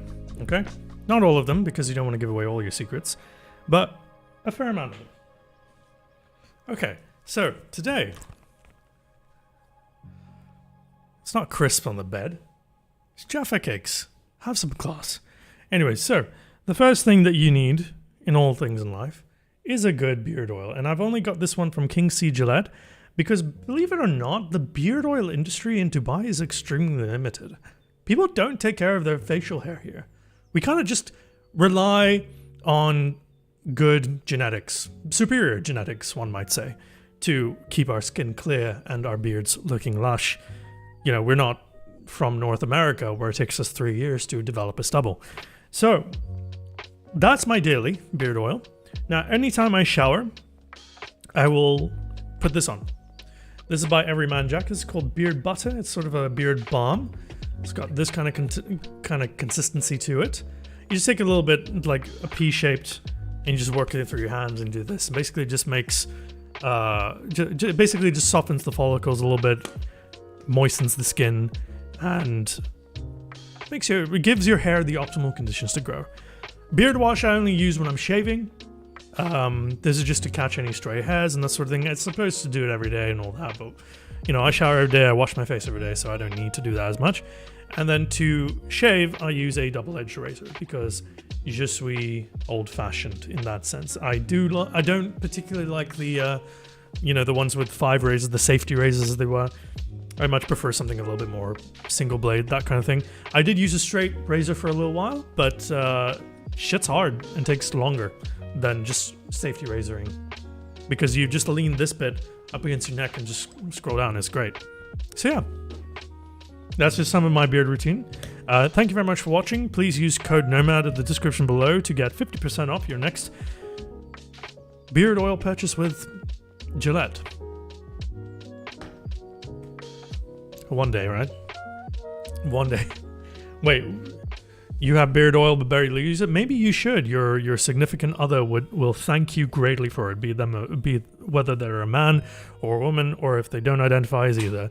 A softer beard is always more welcome, and that's how you do it with beard oil. Not me clicking the description anyway, even though I knew better. Have a good one, Nomad, but I don't have a beard. Can I interest you in growing one? I have a question. Why did you feel like you didn't know your place in this community anymore? We'll appreciate you as a mentor concerning PvP. Okay. All right. So for people who don't know what that's referencing, Christopher has referenced a tweet I made a little while ago where I just kind of like in mid-October, I had been back from my honeymoon and the wedding for a little while, and I was sort of just a little concerned with the state of the game, and I was concerned with the state of content and everything. So I was having a little bit of a identity crisis when it comes to my content. I wasn't like, there was a big part of me that wanted to do sort of like think pieces and all of that, but I didn't see myself as big enough or more important enough to have a voice that mattered in the likes of Astacross or Data or Fallout or anyone else, right? And then there was the whole thing about providing value. You know, you say you appreciate me as a mentor concerning PvP/weapons. Sure. And that's the kind of content I really wanted to make. I wanted to make weapon reviews and stuff like that. But with people leaving the game in droves, I was making content for an audience that was rapidly disappearing. And it wasn't my fault. It was entirely because of Destiny 2. And now we're in the state that we are in November. Everybody's struggling for views. Very few people are on top of the meta right now for YouTube. And it's because Destiny 2's interest is at an all-time low. And we're just waiting for scraps of anything. Like for me, my entire content is entirely dependent on the state of the game. And I had a realization where I was just like, if my content is entirely dependent on something I can't control, if my existence is dependent on something I can't control, then what's my value here? Where do I fit in? I mean, it's very nice, Christopher, you saying I'm a mentor for PvP, sure. But very few people play PvP in the sense that they want to get better at it. Very few people, give a shit about weapons in terms of actually knowing the ins and outs of what is good, what's not. They just want to know what the god roll is and be done with it, right? My whole content identity is very, very in-depth. It's very, very specialist. And there's not a lot of I think it's really just my own fault where I thought, I don't make videos very often. I don't make them fast enough. So there isn't enough time or opportunity for people to get to know who I am. And that was by design because I really wanted to make good videos rather than, just pump out a TV show, as it were. And that led to that stance led to the whole identity issues and just, yeah. That's exactly why I made that tweet. The person who reached out to me, actually, I don't tell anybody this. The person who really helped me with that more than anybody was Dado. He actually reached out. He saw the tweet, and Dado said, "I've been where you are. I know what you feel like. I know exactly what this is. Let me know if you want to talk." And I said, "Yeah, I would love to talk." And when we were getting in the throes of it, we were just talking, and I said, "Look, I'm a weapons guy, but people aren't playing the game, so I don't know what to make content on. Previously, before I did weapons, I did PvP, but PvP is in the state that it is, that it doesn't make sense to do that." And he said, "Look, I've been there, and this is the reason I don't make weapon reviews, because Dado became Dado because of his weapon reviews. He would go out and test them and report back and all of that. And he said, look, at some point I realized, look, this content is formulaic, so I don't enjoy it. Secondly, weapons don't really matter in the grand scheme of things for 90% of the game, and it's always been this way in Destiny 1, Destiny 2. So he didn't feel like he was providing value to the community. And eventually he said, look, I just started doing hot take videos and people loved them, and then that became my bread and butter. And then obviously the raid guides and whatnot were there always. And then exotic guides and all that. So he said, you have to find something that you enjoy making no matter what, and try your best to not let the numbers affect your own self-esteem, even though it affects all of us equally. Everybody has image problems, everybody has viewership problems, everybody has number problems. But it was helpful to know that he had been through it. He'd been through the gauntlet, and he'd been through exactly what I was going through, and it just helped. And today I'm still no closer to knowing what I am in this community, in the long-term scheme of things, because I would love to be on the level of an Aztecross or a Fallout or a Dado. But I know there's work to be done, and I don't know what's the best path forward. Is it more weapon reviews? Is it just doing the mogul mail thing that we were talking about, where I just show up on camera and give a hot take and peace? Or is it to go back to the roots and do something more artistic? My guy, you're the level-headed guy that we need. I hear this a lot. Doesn't translate into long-term growth. Never has, never will, because controversy drives views. Always. I'm sure if I got to 500,000 subscribers and just made level-headed takes, that would be grand. I would love that. But we need to get there first. So, that's where we are right now. Eri with the $2, thank you so much, dude. Just keep posting regardless, you will be good. I appreciate that. I know that. I just have to remind myself of that.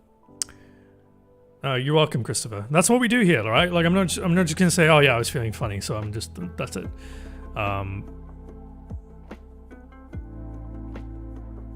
The head is a fickle thing. It really, really is. You could take those hot takes from others and piece them apart. I could do that. I could absolutely do that, but I would make so many fucking enemies. Consistency up. Yeah, you're right. Pineapple, absolutely. Just gotta upload. Just keep uploading. Yeah, I could take everybody's hot takes and tone police, but I don't want to tone police because it's a shitty thing to do. Wallow did explode 100%, and his growth is 100% deserved. He's a really cool guy as well. Analysis videos like trials, nobody cares, dude. I appreciate the thought, but nobody cares. I've been there, I've done that. I've bought that ticket and seen the show, you know? How about jumping on for, you mean firing range? I've done that once or twice. I like that a lot. But right now I am 9 hours ahead of Eastern, so there's a huge time zone issues. Counterpoint, Ashcon Esports. Okay, let's have a look at Ashcon Esports. Ashcon Esports.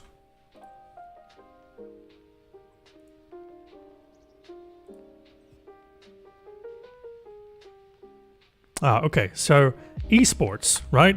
100% esports. Inconsistent viewer base, some high, some low. Semi-regular uploads. Good thumbnails, good branding. Esports. Destiny 2 isn't that. Next video, SPMM, good, bad, nobody cares. We've done that conversation. Like you throw out topics at me and I'll tell you exactly how algorithmically it will perform. If I did an SPMM video, I think we'd probably get 40,000 views, 50,000 views. Sure. But it would be such a tired topic, and the potential for that topic was at its peak probably in September. Your takes on mentals and game sense can be applied in many areas. I'm glad they can, but it's really up for the people who consume that content to then take that and apply it in their own life, right? 1v1 videos, boring, done to death, hard to market, 10,000 views. Pick someone newbie and do weekly public coach session like Purge, Coach Day 9, Dota for a year. I could do that, but there's like, the thing is, like, when I did my coaching for Patreon, there was 1 or 2 people that I coached that they accelerated their level really high, and then they got to the same level that every Trials streamer gets to. It's like, I can carry my friends, I can read opponents, but I still cannot bring out consistent performances. What's the problem? And there's no sexy answer to that. The first answer is time and experience, and the second answer is deal with the bullshit better. And that's it. They started their stuff with Overwatch, and I think, and they've just done this meta breakdowns of their quality. Yeah, amazing. Cooking videos, spice it up. I'm a phenomenal cook. No, I can cook well, but I don't know if that well. Anyways, I gotta get going and go pick up my wife from work. I want to thank you all for hanging out, for being here. You guys have been awesome. And we will chat more hopefully Friday, if not then on the Monday. Okay, we're going to be doing more regular streaming from here on in, if anything, just because it's more interesting than playing Destiny and trying to have fun with it.